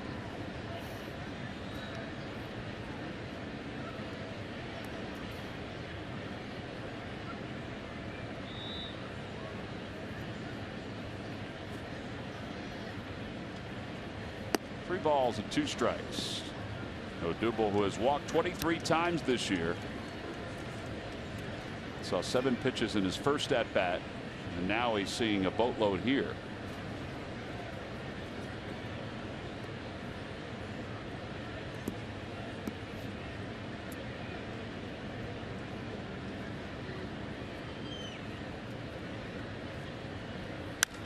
Out to left field, Matt Holliday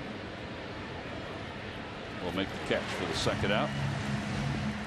Freddie Galvis is coming up. Gives us a chance to turn it over to Murph for a moment. Murph? Well, thank you, Tom. Well, you mentioned earlier in the game how well the NL East as a division has been playing, more wins than any other division in baseball. But coming into the season, it was the NL Central that most people thought would be the class of Major League Baseball. They still may turn out to be. Here's our National League Central report. The Cardinals, well, we told you they're riding that 4-game losing streak coming into this series. The Cubs, they are playing well. Plus 78 run differential. That's best in all of baseball. The Pirates, they've won 8 of their last 10. The Brewers, on the other hand, have lost 7 of their last 10. And the Reds, who started the season 3-0 after sweeping the Phillies, minus 52 run differential. That is dead last in baseball. So some good from the NL Central, some bad, but certainly the Cubs are living up to expectations as everyone thought they would. Yeah, it's tough to sustain that when everybody picked you to walk away with the National League pennant, but they certainly have. They're on top of the Pirates right now in the 5th inning, 6-2. Actually, they just added another run. It's 7-2. Murph's right, though. It could still wind up being the best division, depending on how things unfold. That ball was smoked off the mask of Yadier Molina.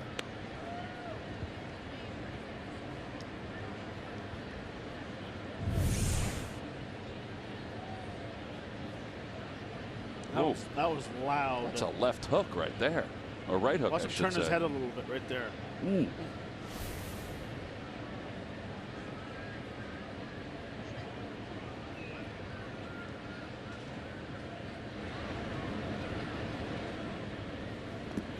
Swung on and missed, and Galvis will head up the first base line. Molina will throw him out, and Adam Wainwright fires a 1-2-3 5th inning. It's his 3rd 1-2-3 inning of the night.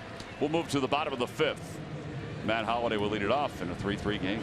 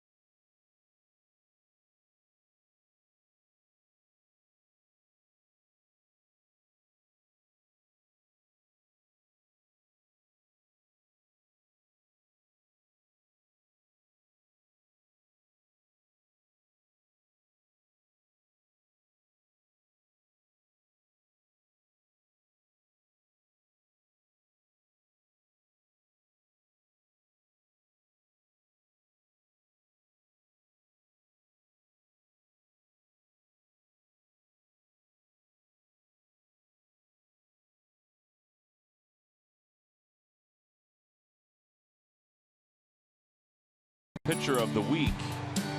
8 2/3 scoreless for the Lehigh Valley Iron Pigs. How about Kyle Martin, selected in last year's draft out of South Carolina, 375 with a home run and 5 RBIs. Some others who have continued to have good weeks. Rhys Hoskins has hit in 18 straight games, and he also has 5 home runs in his last 13 ball games for the Reading Fightins. Fightins, by the way, lead the Eastern League in batting average at .267. They lead in on-base percentage, .348. Well, congratulations to those two guys, and congratulations to some of the Phillies players who are off to good starts.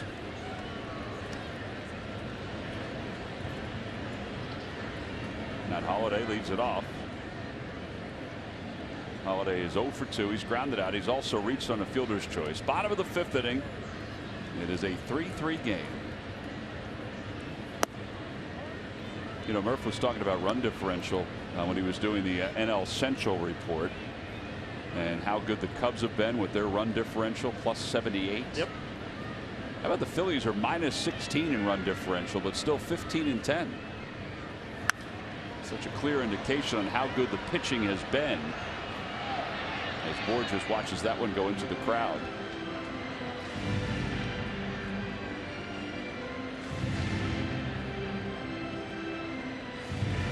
Toyota Major League scoreboard. Bartolo Colon has defeated the Braves 4-1. He is now 2-1. He went 8 innings today. Did not allow a run.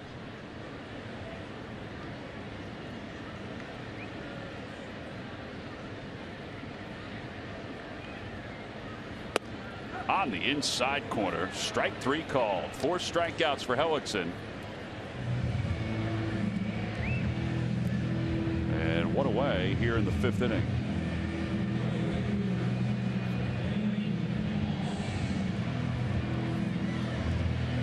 That ball had a lot of movement. It did. And late movement. Yeah, Halladay gave up on it. Yeah. Brandon Moss is 0 for 2. He's grounded out twice. Once to second base, the other to first. He takes off the inside corner. It's 1-0. As far as the run differential goes, according to Elias, the official statistician of Major League Baseball, the Phillies are tied with the 2012 Nationals for the fewest runs scored in the expansion era by a team that has won at least 15 of its first 25 games. Phillies have that -16 run differential. They've allowed 98 runs this year. The 2012 Nationals allowed 69 runs over their first 25 contests.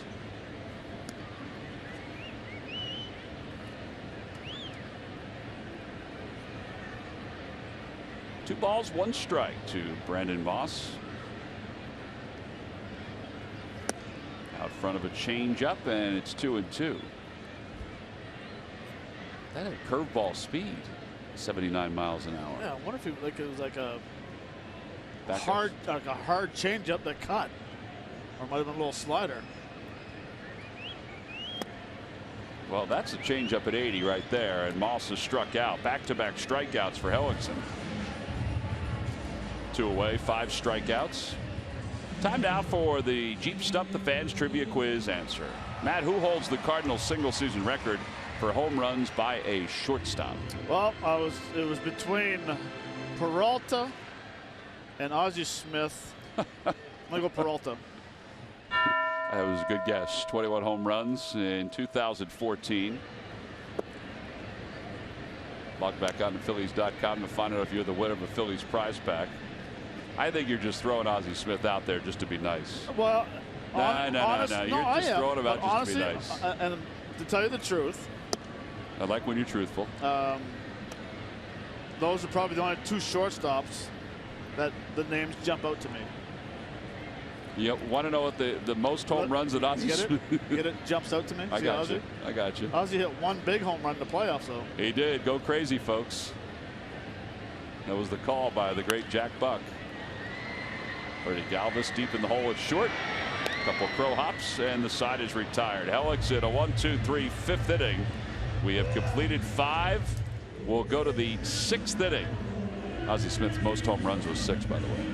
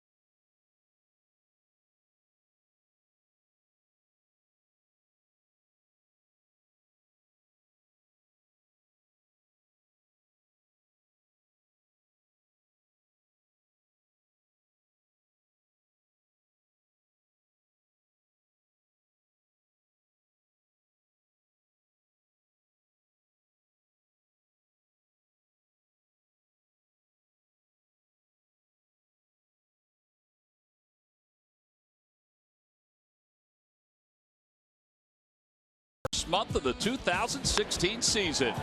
Mikel's bat has connected with consistency and done so with eye-opening power as expected when he arrived at the major league level. In addition to the bat, the glove has been quite impressive itself over at the hot corner. Quick on his feet, Franco rarely lets a ball get by, and he can make throws from wherever he lands. And his early season performance is brought to you by Independence Blue Cross. Live fearless. Well, Maikel Franco is going to head to the plate to start the top of the 6th inning. 3-3 game. Franco had a sacrifice fly his last time up. It was a line drive to straightaway center field. Adam Wainwright has allowed 4 hits so far. He's also picked up 2 extra base hits himself. A double and a 3-run home run. Throws a breaking ball that drops in for a strike. It's 0-1.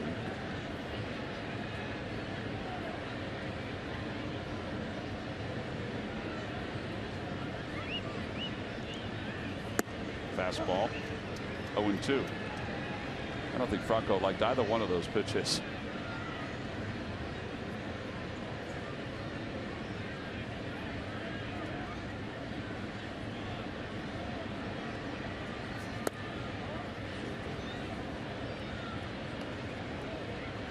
I find Wainwright and Molina read hitters very well. Maikel Franco does not. He steps in the bucket almost every time. They read that. That one's popped up. Diaz, the shortstop, makes the catch. Yeah, so they were working everything away because he was stepping the puck. Now they got lucky on that pitch because it wasn't where Molina wanted it. The breaking ball, he wanted it away and down.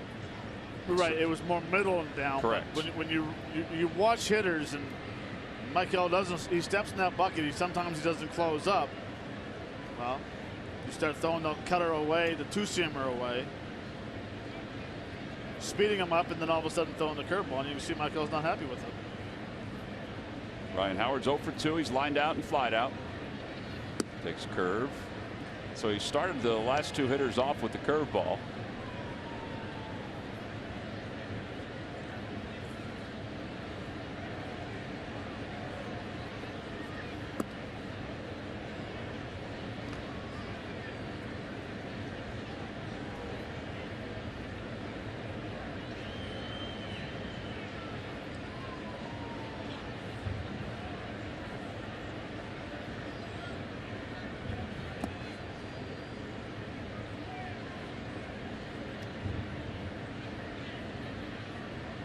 .7% fastball, 36% cut fastball, 24% curve.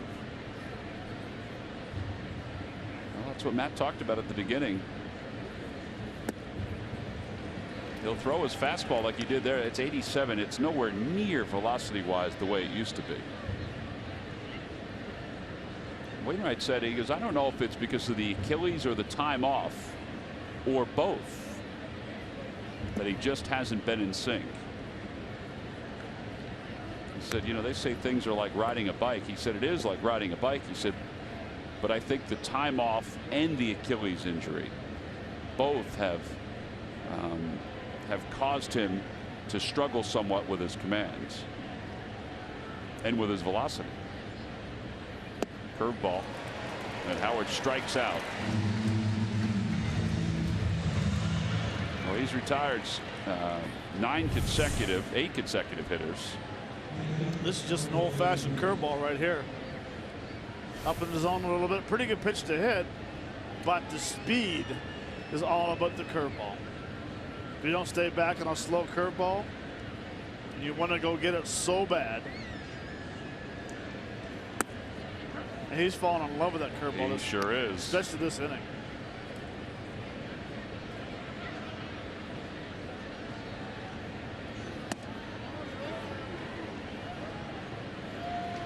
That's that cutter right there.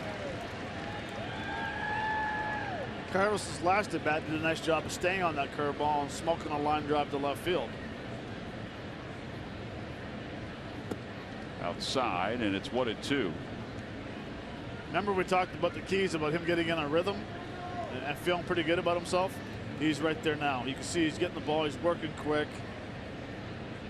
He knows what he wants to throw. He's been shaking off Molina quite a bit tonight. That one's lined out toward the alley in left center field. It's going to drop for a base hit, and Carlos rounding first, heading to second base. The throw by Piscotty is not in time, and Carlos is 2 for 3, and that's his 3rd double of the season. Well, that'll break your rhythm a little bit. It will. I mean, that's a good at bat. He started him off with the curveball, threw him the cutter. Carlos has been swinging the bat well all year, and he's been getting a good hitter's count. When pitchers are making mistakes, I find with Carlos this year, like this is a mistake pitch, middle of the plate. That's a very good swing right there.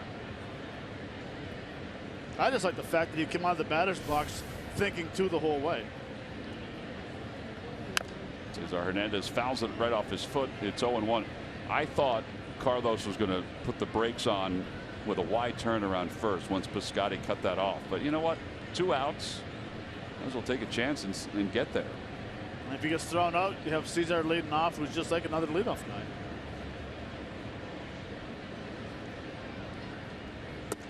Inside, 1 ball, 1 strike. You know, it's funny with Wainwright. It's almost like the fastball is the show me pitch now. You know what I mean? It's not the. It's like the waste pitch. It's the waste pitch. Yeah. He'll throw it enough, but he'll throw all the other stuff. Just enough to think. So as a hitter, you start thinking, well, maybe he might. I can't believe I'm saying this. Mix in a fastball once in a while. Mix a fastball here.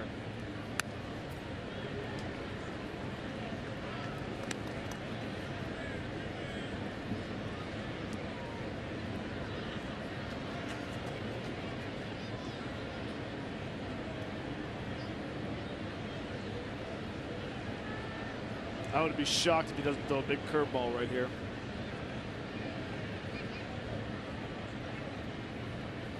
Well, there is the curve. It was outside, and it's even now 2-2.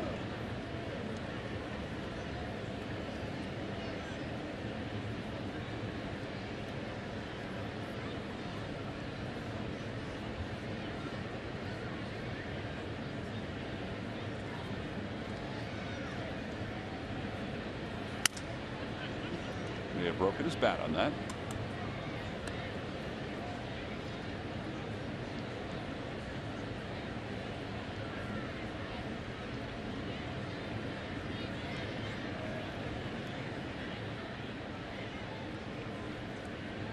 Bat Boy had that bat all ready for him. It's one of the rules around baseball these last couple of years. The Bat Boy has to have a second bat in the on deck circle at all times.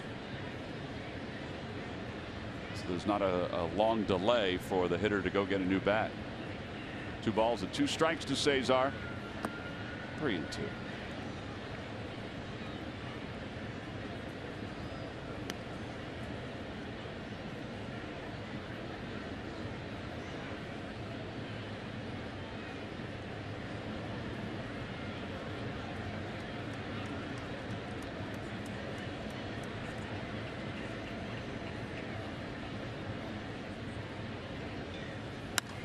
In the air to right center field. Moss says he has it, and he'll put it away, and the side is retired. No runs, 1 hit, 1 man left in scoring position. Wainwright's night might be done. He's due to bat 3rd.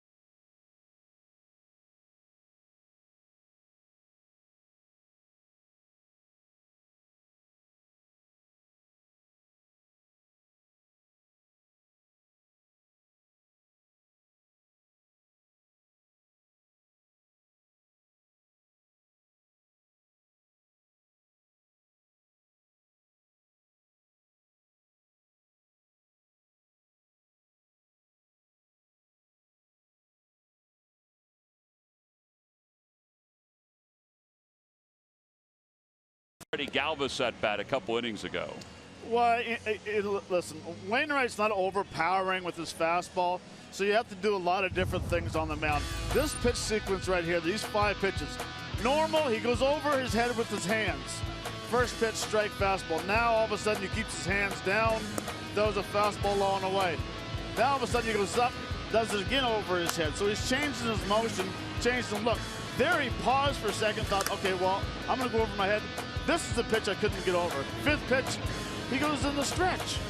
Nobody on base. Incredible. So I don't know if he's doing that, thinking in a different way. I'm not sure what it is, but it's interesting. Well, Matt Adams has just given him the lead, an opposite field home run here in the bottom of the 6th inning.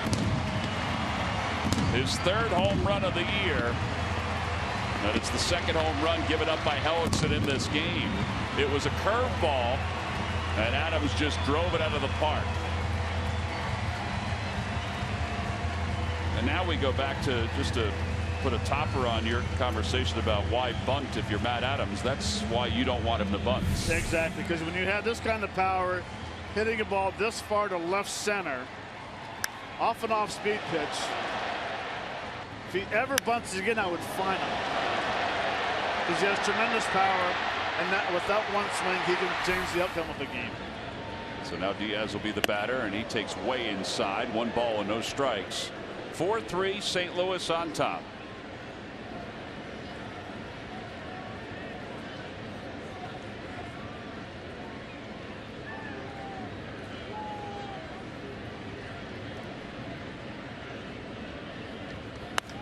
That one's hit well. Deep down the left field line. It is gone. Into the 2nd deck. The Cardinals have just gone back-to-back with solo home runs to begin the 6th inning. It's 5-3 St. Louis.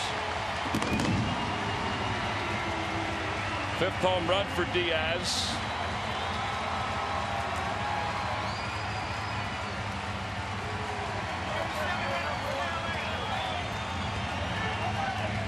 And all 3 home runs tonight have been middle of the plate. Interesting to see Diaz, the first pitch, moves his feet, gets him off the plate. All of a sudden you come back with this big fat fastball right down the middle. He's been swinging the bat very well this year and crushed it to left field. Yeah, he's hitting over 400 for the season. That's his 5th home run. Fans want a curtain call from him, and there it is.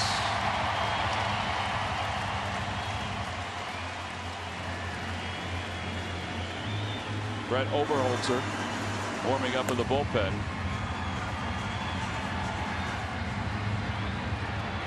Bob McClure with a trip to the mound.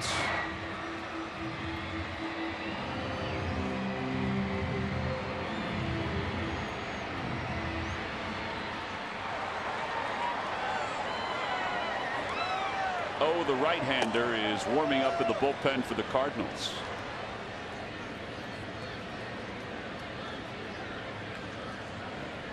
Here's Colton Wong. Takes a fastball. It's 0-1.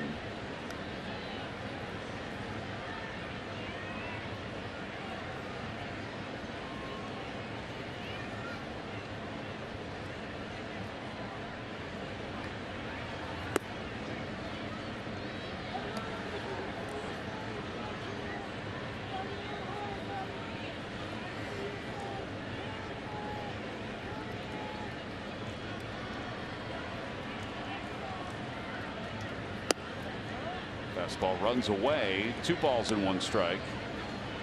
Randall Grichuk is out in the on-deck circle to pinch hit.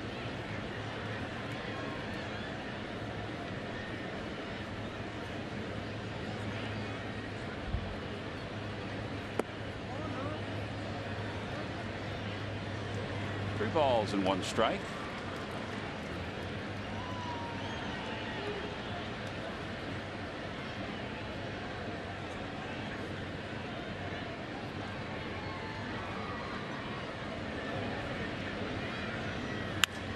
Down the right field line. Foul.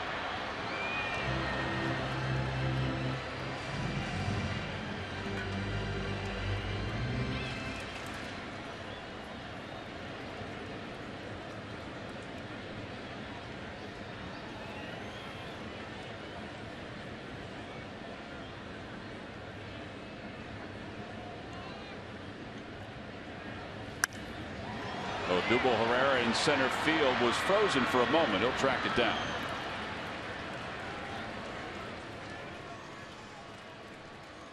Phillies baseball is brought to you by Chevrolet. Visit your local dealer at ChevyDealer.com. By McDonald's. Jumpstart your morning with a hot or iced McCafe coffee. Now starting at just $1. And by Nissan. Choose Nissan today for great offers on our most exciting lineup ever. Shop ChooseNissan.com. Randall Grichuk will be the batter. I love what you just said about that line drive into center field. Herrera froze in that line drive. That is perfect technique of how to stay on a ball in center field or left and right to read it. You freeze. Grichuk shoots that one right past the shifts, and Borges bobbles it, and Grichuk's going to second base, and he'll get there sliding. That'll be a base hit and an E9. It'll be the first error of the year for Borges. Phillies have just 15 errors this season.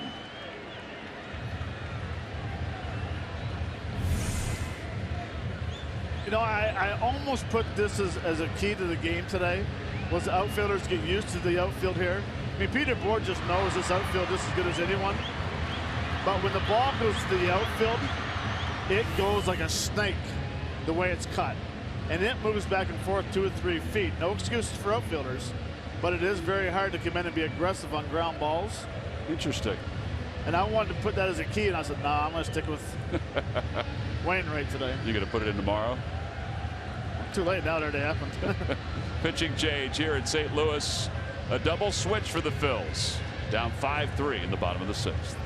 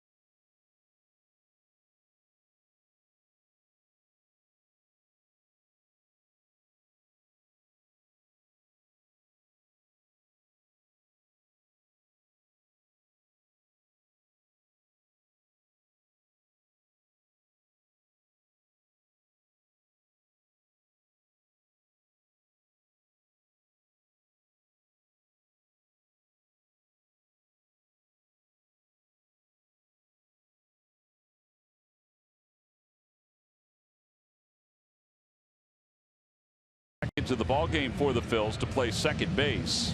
So he's in for Cesar Hernandez, and Brett Oberholzer will be the new pitcher. Here at the bottom of the 6th inning, 1 man down.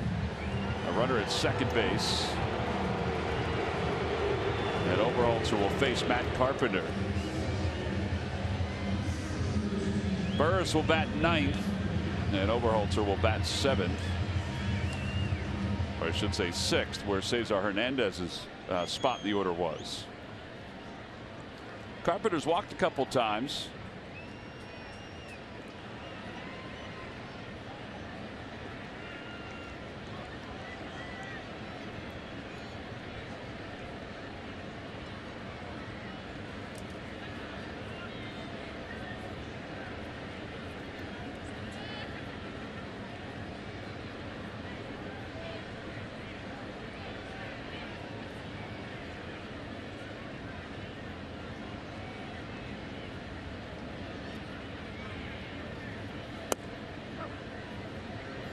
One to Carpenter.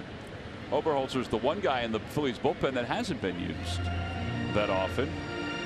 In fact, the last time he worked was the 23rd of April. And that's because the Phillies have been winning. The games have been close. They haven't needed their long man. But Pete did say yesterday that he was going to try to get him into a game, even if it wasn't a long man relief game, just to keep him sharp. Carpenter lays off. 1 ball and 1 strike. By the way, the pitcher spot is 8th. That's where Burris will bat, not 9th. Still got to get used to it.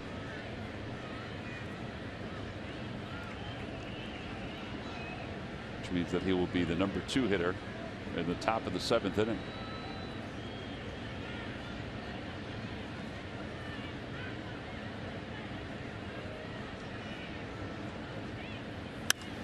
Fly ball down the left field line. Will slice out of play. It is something that you have to get used to, that change, because it always catches you off guard. But if I'm a player right now, I want to hit that 9 hole in the Cardinals lineup right now. Because they have 3 hits. A home run, double, and a single. They're a triple away from the for the cycle. And for Wainwright, he exits with the double and the home run and 3 RBIs. It's back-to-back games where he's had 3 RBIs.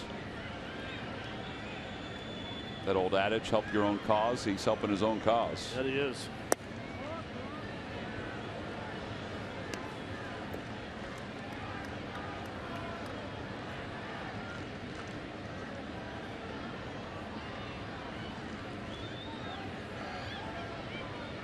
Two balls, 2 strikes to Matt Carpenter.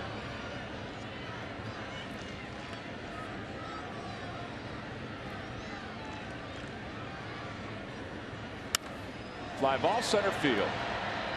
And Herrera will make the catch. And there are 2 outs. They'll bring Piscotty to the plate. Get total Eagles coverage 5 nights a week with the expert analysis of Derek Gunn and Jeff McClain on Quick Slants weeknights at 6 only on Comcast Sportsnet.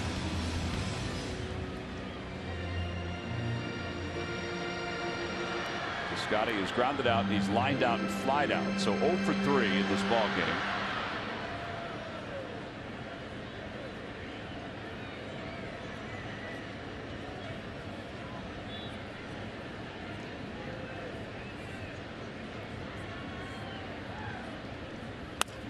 There's a liner out toward left that'll drop in for a base hit. Grichuk will score easily, and it's now a 6-3 ball game as Lowe's throw goes to second base.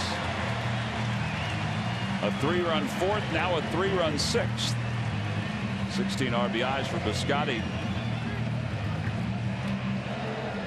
And that ends an 0 for 10 stretch for the Cardinals center fielder. And that will finish the line off on Jeremy Hellickson. He goes 5 1/3 here tonight. And he allows 7 hits. 6 runs.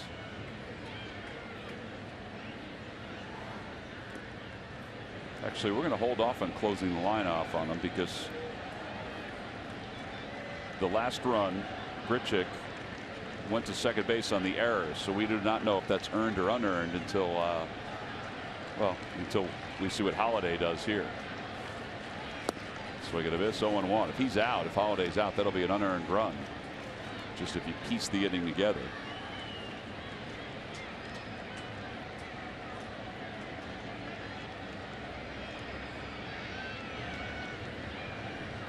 Holiday is 0 for 3.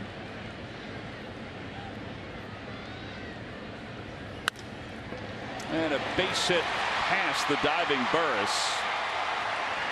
And boy, Borges nearly mishandled that one again. Well, he did mishandle it, but it didn't go that far. He was telling Odubel Herrera about the way the ball snakes through the grass, just as you mentioned, Matt. And as we said, he played here, so he should know.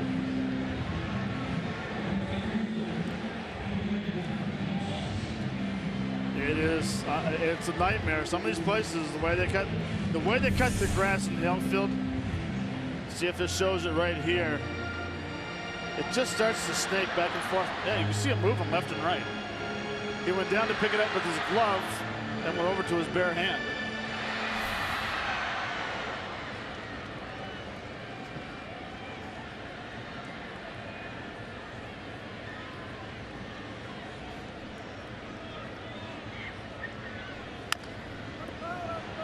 That one fouled off the foot of Brandon Moss, and it's 0-1.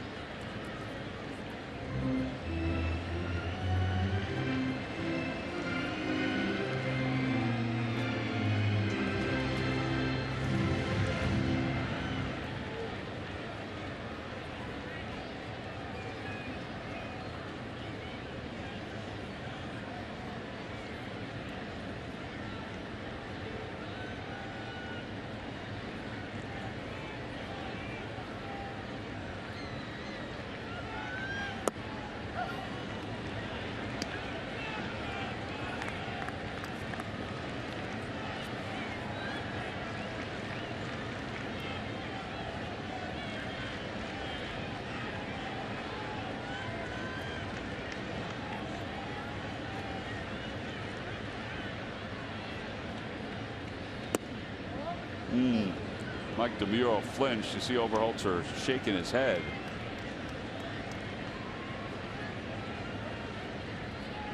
Nice looking pitch.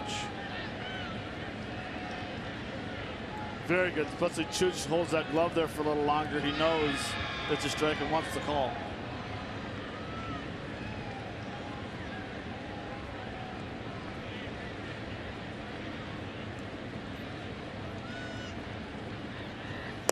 Fastball on the outside corner.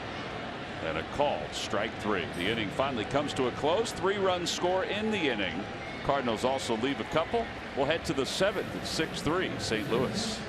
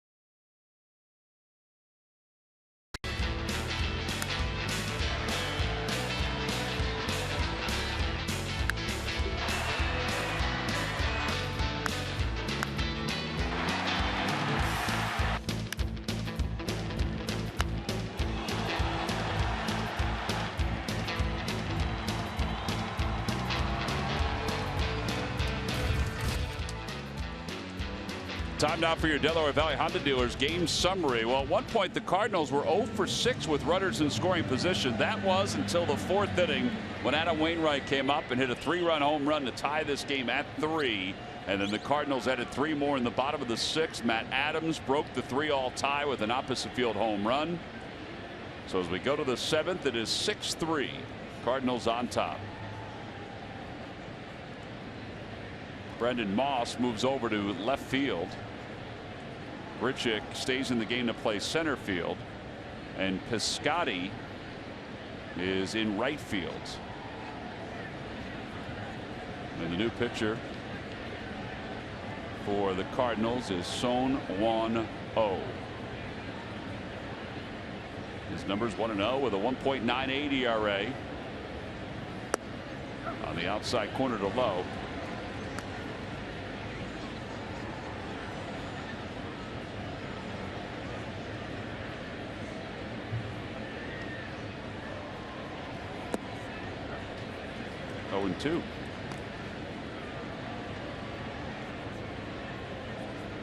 The Korean-born O is 33 years old, and he spent most of his career in Korea playing in the Korean Baseball League. But the last couple of years he's played in Japan for the Hanshin Tigers. He's a relief pitcher through and through, and he is a closer through and through. At least he was in Korea and in Japan. Outside, 1 ball, 2 strikes.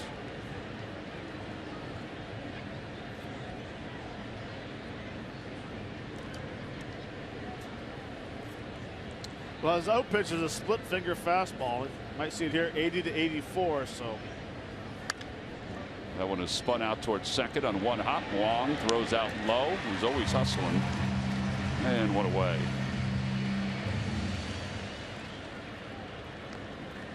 Kind of the same thing that we say about hitters who come over from Asia. You know, they come over with these great numbers, and how will they adjust to the major leagues? Well, this guy, he had 40 saves 4 different times. There's his translator. 40 saves 4 different times, whether it be in Korea or Japan. 41 saves last year in Japan, as Burris fouls it away.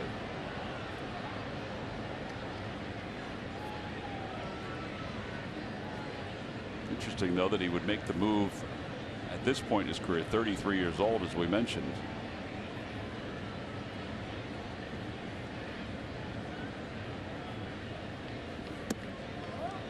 And Burris takes inside, 1 ball, 1 strike.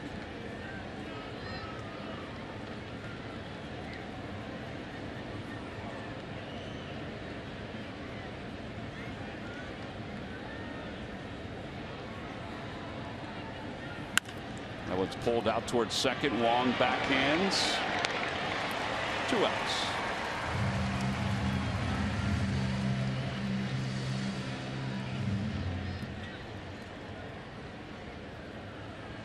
Well, another great giveaway for the Phils as we move along during the course of the season. It's the visor. It's all part of Wistar Institute Melanoma Awareness Day, presented by Independence Blue Cross and Citizens Bank. It's on Sunday, May 22nd, when the Phillies take on the Braves. The visor is for all fans. Tickets can be purchased by going to Phillies.com. Now Peter Borges is up, and he takes strike 1. It's 0-1. The scouting report on O is that he has a tremendous slider, curveball, and split. Hasn't thrown one yet. All fastballs. There's another one, 93. He's pitched for South Korea in the World Baseball Classic, in the Asian Games, and the Olympic Games. Fly ball, center field. This is going to wind up being a 10-pitch inning as Grichuk takes care of it, and the side is retired. It's time to stretch here at St. Louis. The Phillies trail the Cardinals 6-3 in Game 1 of this 4-game series.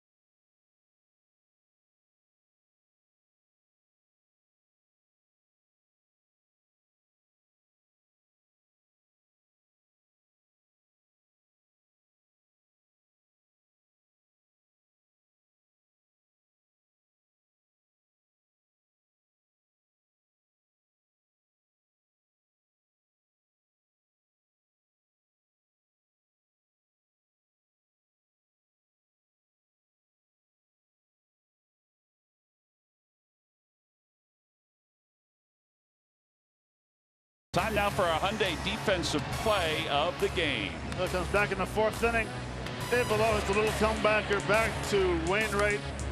Heads that play, comes up, throws a strike to third base. The tag right there on Carlos Ruiz. And that is your Hyundai defensive play of the game, brought to you by your local Hyundai dealers. And Wainwright settled in. He goes 6 innings here tonight. And now his bullpen has taken over. Segrist is warming up now in the pen. O pitched a scoreless 7th inning. Yadier Molina will lead it off against Brett Oberholzer, who is on in relief of Jeremy Hellickson, who went 5 1/3, 7 hits, 6 earned runs. 5 strikeouts for Hellickson. First pitch by Oberholzer is in there. It's 0-1. Molina's 1 for 3.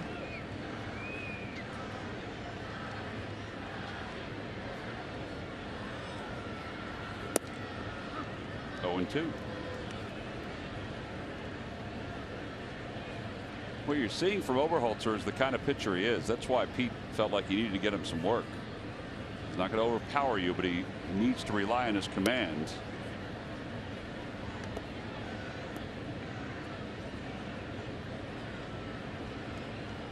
It's one of the toughest jobs in baseball is to be a long man.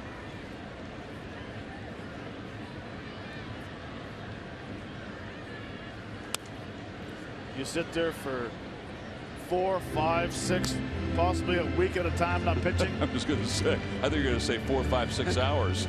You can throw as many bullpens as you want, but until you get in there and face a hitter and try to get your timing back. Yeah, because it is hard for them to even throw a bullpen because they don't know when they're going to work. Oh, absolutely.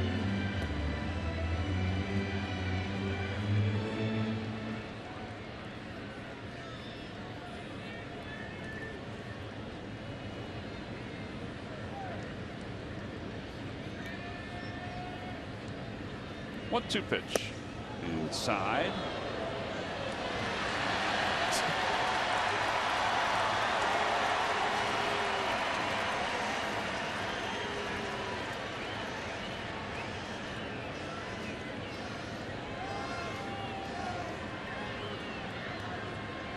You know, in Major League, when you did that, it's because you were in trouble. There's a line drive base hit into center field. So Molina has his 2nd hit of the night.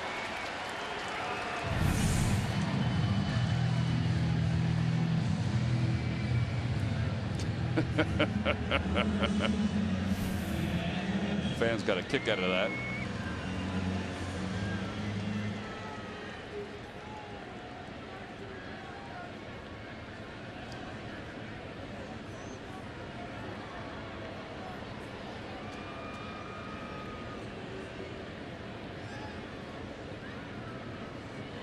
Adams has reached base safely 3 times tonight. He has bunted his way on. He's also walked.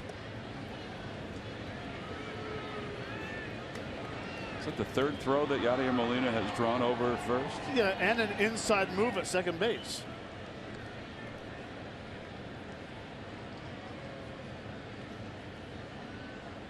Controlling the running game. I think he's controlling the running game all by himself. Absolutely. Again, Ryan, play behind him. The secondary lead is probably shorter than most people's regular lead.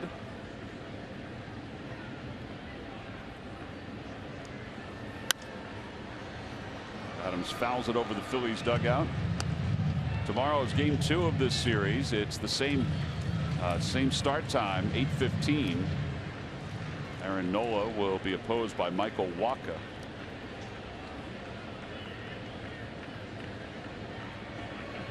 That is a short lead. Well, Ryan's foot's bigger than that. Yeah. Swing and a miss. 1 away. I mean, why is the lead that short? I mean, that's, well, he is what he is. Well, he's no threat of stealing, that's for sure. Yeah. 2 strikeouts for Oberholzer, and now Diaz. Several different websites have come out with the potential rookies of the year. after the first month of the season, and this young man's name is right there for the National League.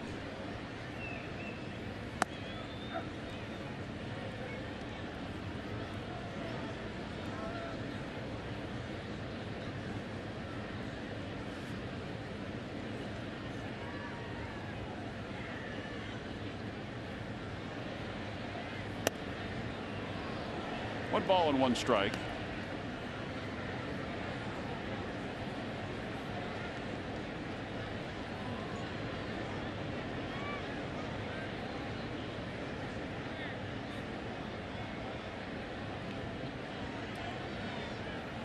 Diaz started playing in Cuba in the international leagues, or industrial leagues I should say, as a 16-year-old. As a 17-year-old, he had .341 with 5 homers and 39 RBIs last year, or excuse me, in 2011, his last year playing in Cuba. He had 12 home runs and 49 runs batted in, hit .315.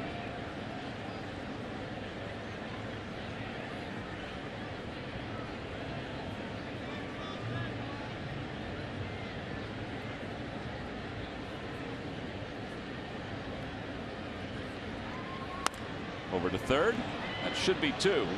There's 1. Oh no, it's not going to be. Diaz was moving up the line. Put out his 5-4 at second base. So a fielder's choice for Diaz. And now Colton Wong is coming up.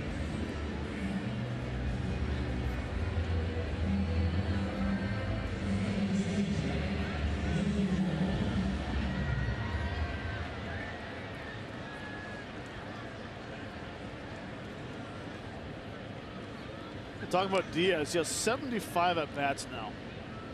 He's only punched out 5 times. 5 home runs, 5 strikeouts.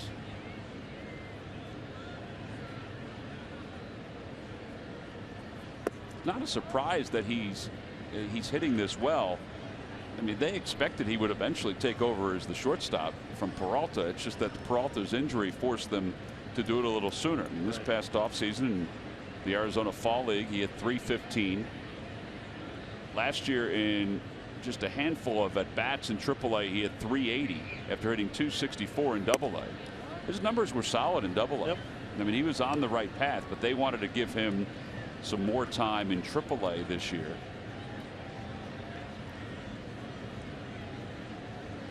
I always like seeing how the young players, or rookie players, adapt the second time through the league. Absolutely. They're going to go playing against some tough pitching in the National League Central, so it'll be interesting to see how he adapts, how pitchers adapt to him. He tells me 75 at bats, 5 strikeouts. He swings early and he swings often. A high fly ball deep to right field. Borges is back toward the wall. It is gone. A 2-run home run for Colton Wong. It's now 8-3 St. Louis.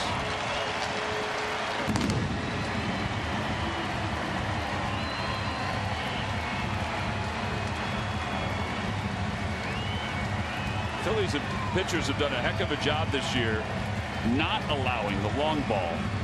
Tonight, they've allowed 4 long balls.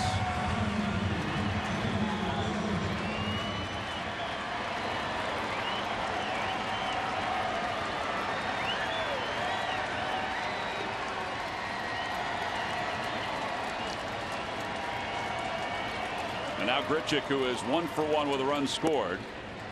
And it's 0-1. Pretty good swing right there off a left-hander, hanging curveball. Good placement down the right field corner.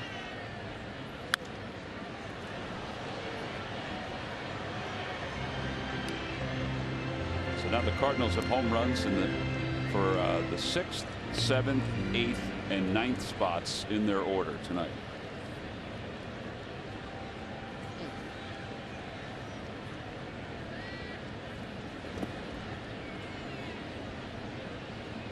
Always got to look out for the bottom of the order, Matt. Yes, you do. Can't take it for granted. And they're 2 for 10 with runners in scoring position. Yeah, they started 0 for 6. So, and then the home run by Wainwright. That ball is pulled deep to left center field. Herrera is back, and it is gone. Back to back for the second time tonight. They went back to back in the 6th, and they've got back to back here in the 7th. How about the 9-hole?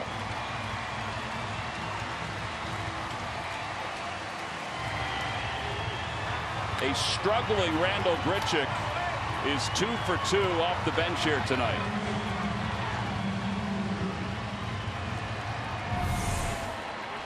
Look how short that swing is right there. That's a short, compact swing. And as soon as he had it, Oberholtz just put his head down knowing it was a home run.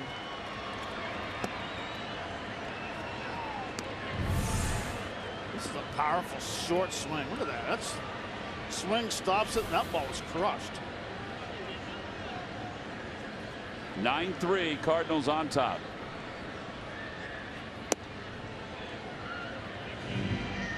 One ball, one strike to Carpenter.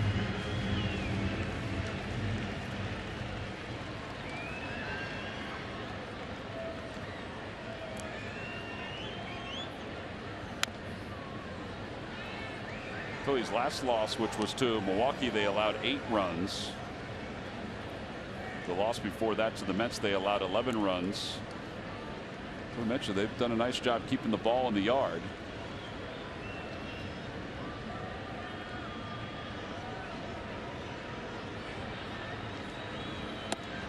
Inside 2-2.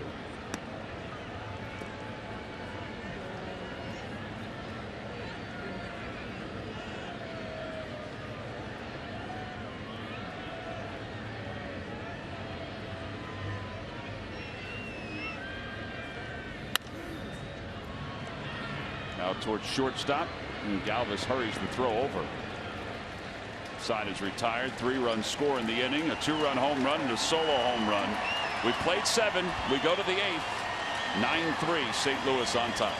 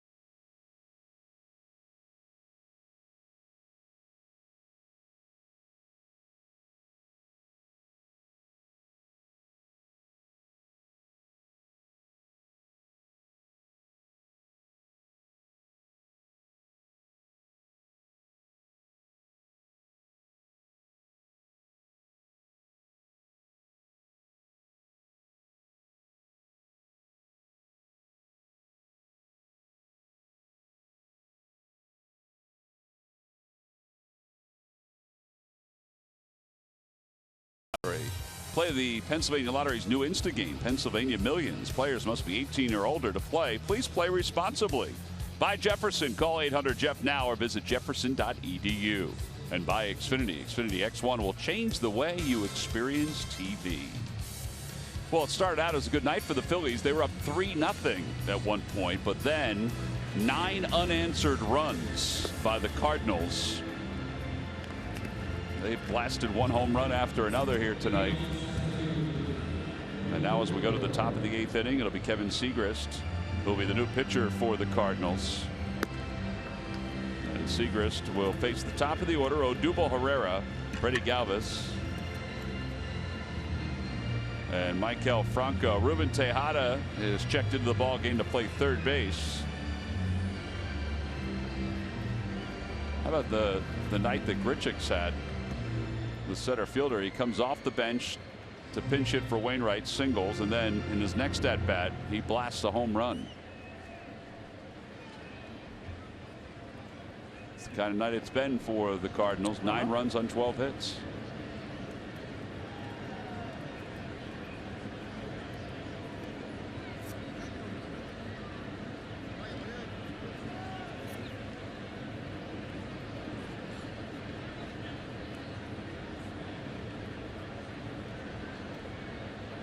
Herrera leads it off, and the first pitch is slapped toward the hole, a base hit into left field. He's 2 for 4.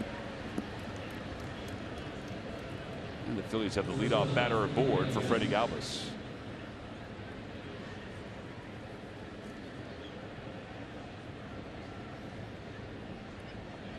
I think it's more impressive tonight with the offense from the Cardinals is that 5 mistake pitches.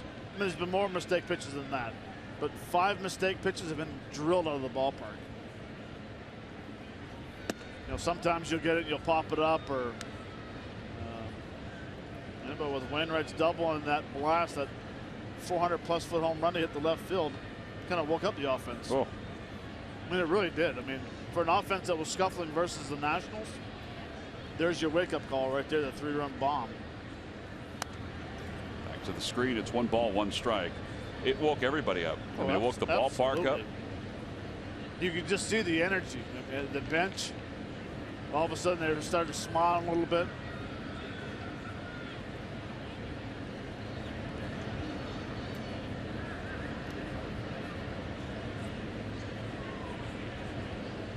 First 4 hitters, we mentioned 2 hits in 15 at bats. 5 through 9, though. Have a night. Damage. Yeah, 10 for 18 with 5 home runs. 2 balls and 1 strike. Freddie Galvis is 1 for 3 and a 2-run single in the 3rd.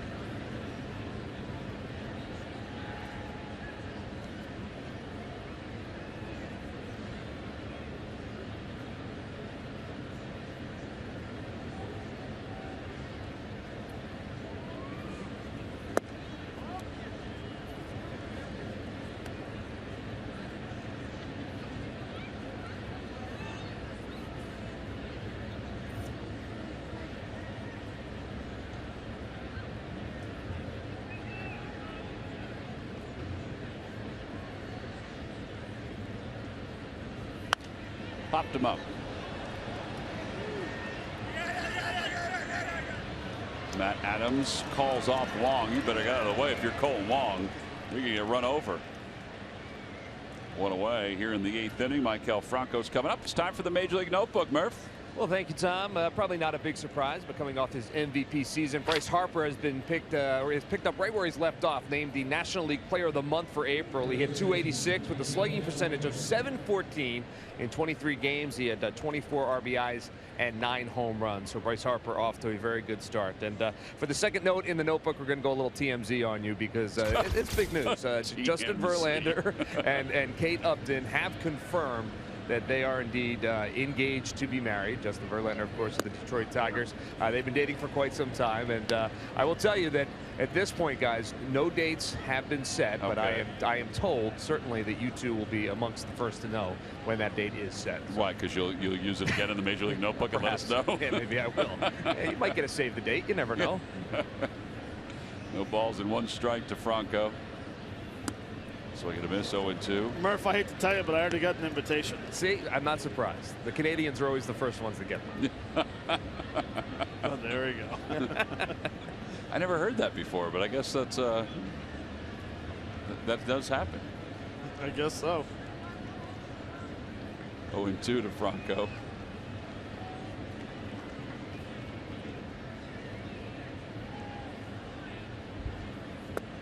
Down low, 1 ball, 2 strikes.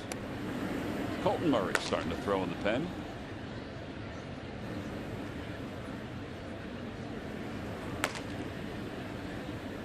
I would love to see a blast right here just to get Maikel a little bit of confidence back again. See, he's been frustrated a little bit the last couple of games. There you go. That ball's drilled out to center, but caught by Grichuk. He's had good numbers here against the Cardinals. And at least last year, in his first year in the big league, 7 for 13 against them. And Ryan Howard will stroll to the plate with 2 men down here in the top of the 8th inning.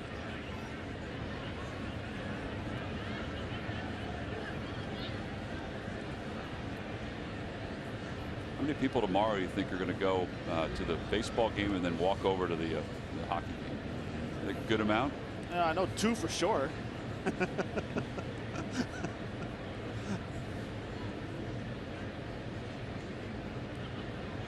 You guys going to bring any friends, or just you and Cameron Rupp? That's up to Cameron. He invited me, so. No balls and 1 strike.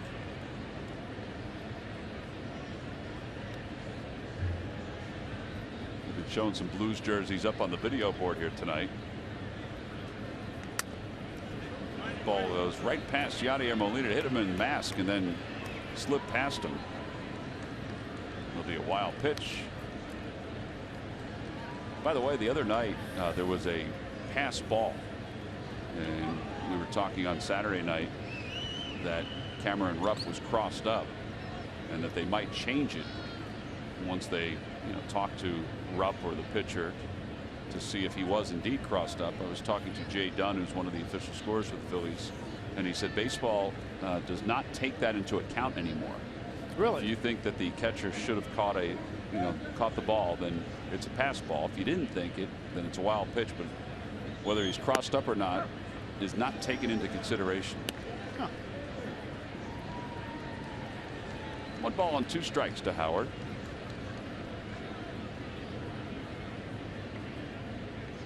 Herrera went to third. On defensive indifference. He's strolling down the third base line right now. Pitch is outside. It's 2 balls and 2 strikes. Now, did they give a reason why they changed that rule? I did not get the reason why. I think it's more just to clean it up.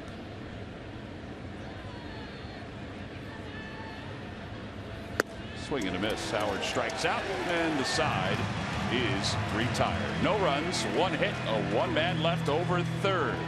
Middle of the 8th inning. 9-3 Cardinals on top.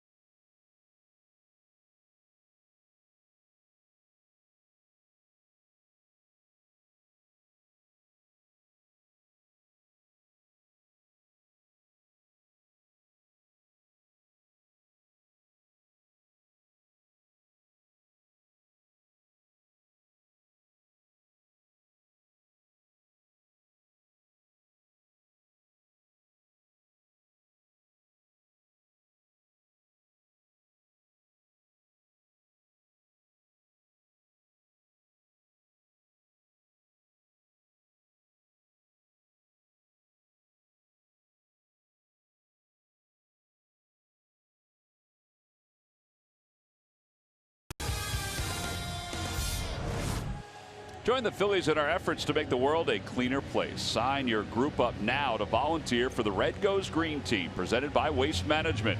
Volunteers help with recycling efforts by collecting plastic and aluminum bottles throughout the seating bowl at Citizens Bank Park during games. To register, go to Phillies.com/red goes Green. Bottom of the 8th inning, 9-3 Cardinals on top, along with Matt Stairs and our TMZ reporter Greg Murphy. I'm Tom McCarthy. This is game 1 of a 4-game series, as Stephen Piscotty is starting it off. He had an RBI single his last time up. Pulls that one foul.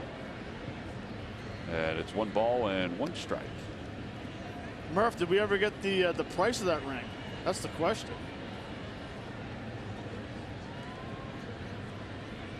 I don't think he's listening to you, Matt. He's ignoring us.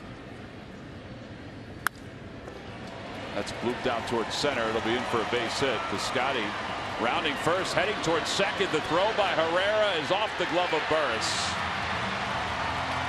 And he'll get a double out of that. That's his 7th double of the year.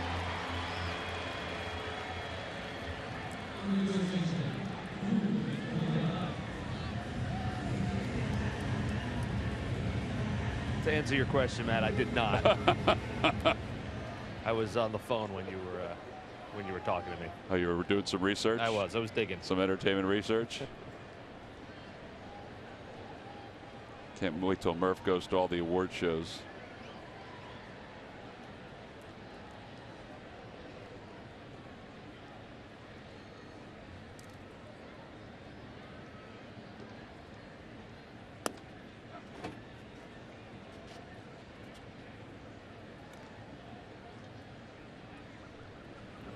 No balls and 1 strike to Ruben Tejada.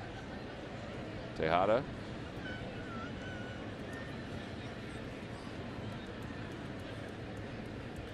came on to play third base. It's that one out toward right field. Borges will settle under it. Piscotty tags from second, and he'll go to third.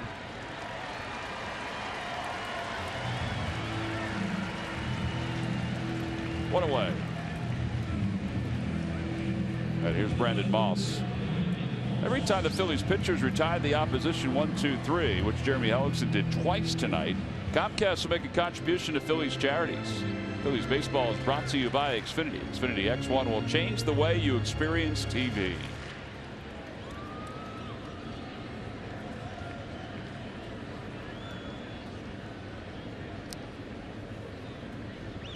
Brendan Moss is 0 for 4. He has struck out twice tonight. Phillies will play the infield in, down 9-3.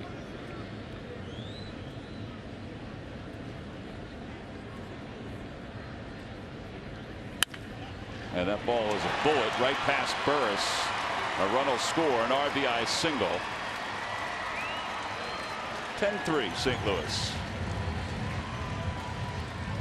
Well, they have gotten their hitting shoes on tonight.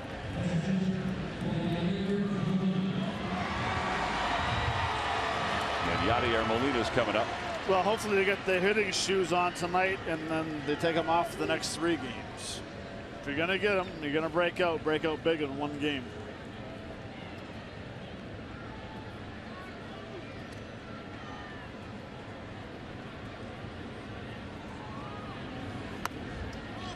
Check swing, chopper back to the mound. Oberholzer will throw out Yadier Molina as Moss goes up to second base.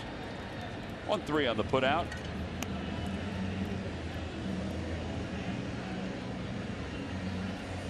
Molina was so mad as he was getting out of the box. He wanted to snap the bat on the ground. Then he realized, well, if Ruiz goes after it, I might trip him in doing it.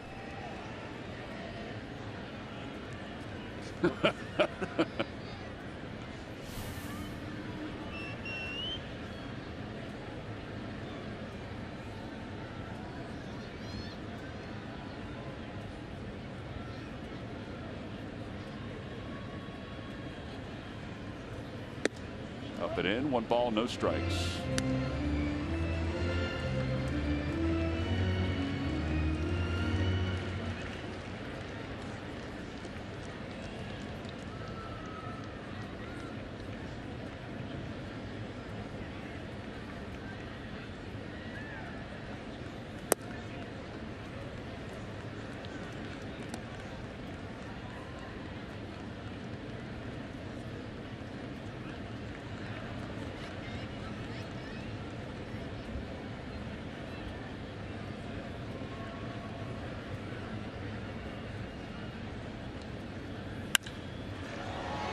Michael Franco backhands and throws out Adams.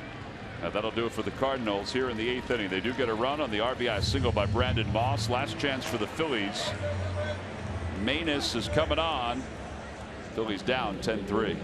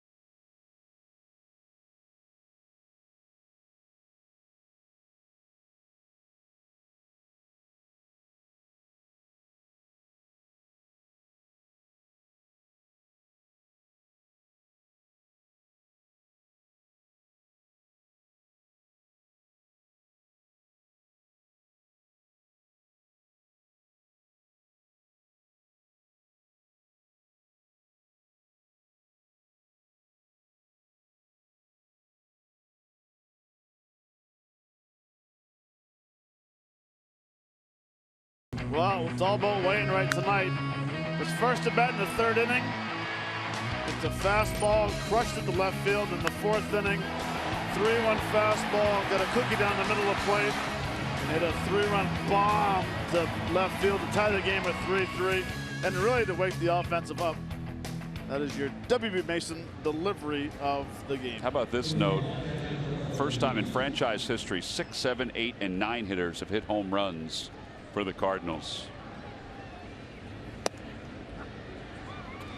Yadier Molina will move over to first base for the Cardinals. Eric Fryer is in behind the plate as Carlos takes inside. 1 ball, 1 strike.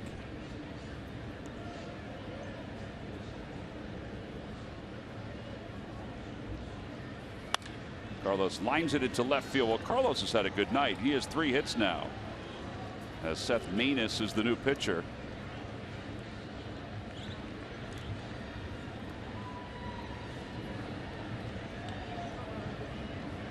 And Darren Ruff will pinch hit. You're right. Carlos has had a very good night hitting. And that's 3 missiles he's hit tonight. His swing just looks so free the whole year.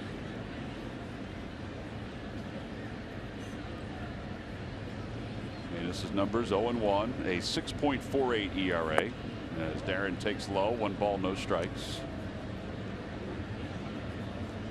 Well, I think that Pete has also found the formula for Carlos as well.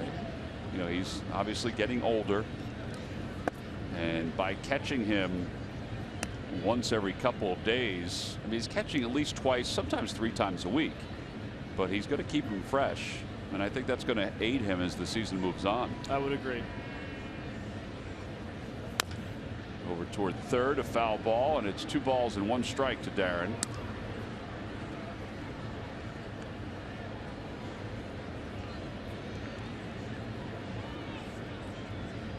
Darren's numbers as a pinch hitter.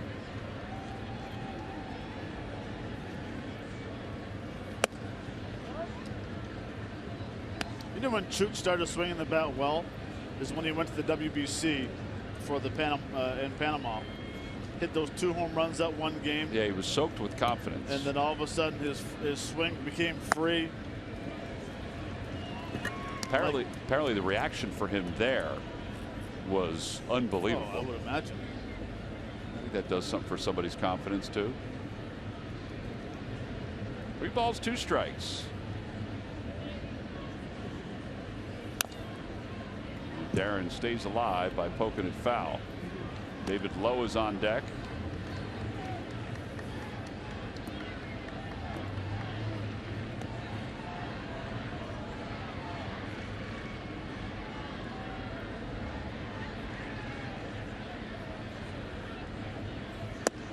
Strike 3 call. Aaron Ruff thought that was low. One away. Don't forget, coming up after the ball game, Ricky Metallico will try to break down this one.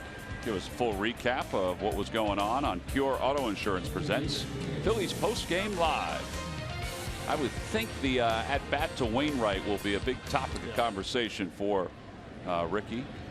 I would agree. David Lowe is 0 for 2. He walked his first time up, a fielder's choice in the 4th, and grounded out in the 7th inning.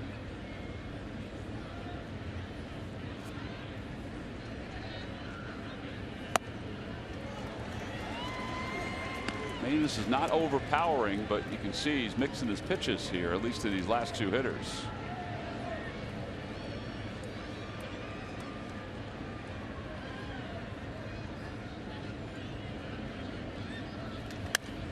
Fly ball, shallow center field. Long run for Grichuk. Guess he just felt like sliding. Yeah, I was going to say he slid just a little early. You know, he got in the game late, Matt. He's just trying to get his uniform dirty. You know, but honestly, as an outfielder, though, you slide early, but you're running full speed. He's running on his heels. Well, what's the way to stop bouncing that head up and down is just slide. Some guys feel very comfortable. Jim Edmonds was one of the best center fielders to play the game, and he played here many, many years. He was very good at sliding and catching the ball. Matty Burris now the batter, and he slaps one inside the third base bag down the left field line. Carlos will get to third base on this one as the throw goes to second, and Burris is safe at second with a double. Well, hits have not been easy to come by for Emmanuel Burris. That's only his 2nd hit in 22 at-bats this year. Don't forget, tomorrow will be on Comcast Sportsnet, 8 o'clock Eastern Time. Aaron Nola against Michael Wacha.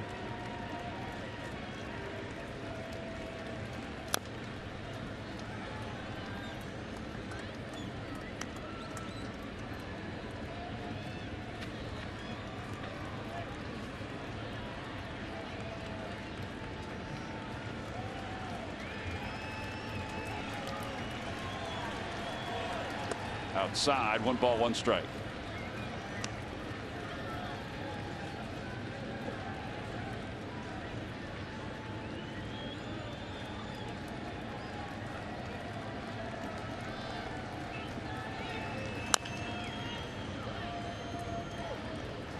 Oh.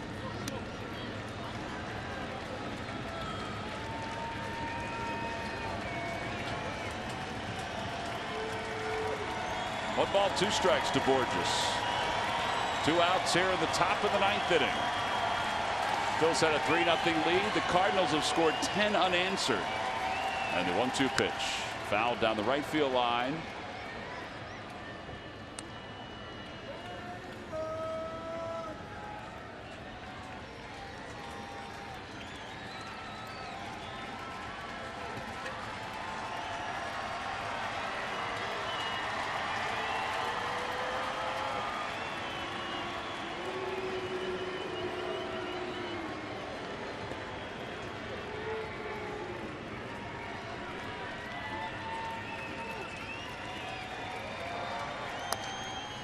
Softly to the left side, Tejada will cut it off, and the ball game is over.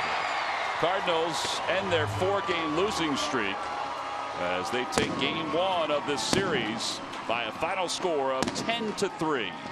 They blasted 5 home runs. 6, 7, 8, and 9 hitters are Chevrolet players of the game. 5 home runs, 8 RBIs. It was a record-breaking night for the bottom of the order. So game 1 goes to the Cardinals. They win it easily by 7.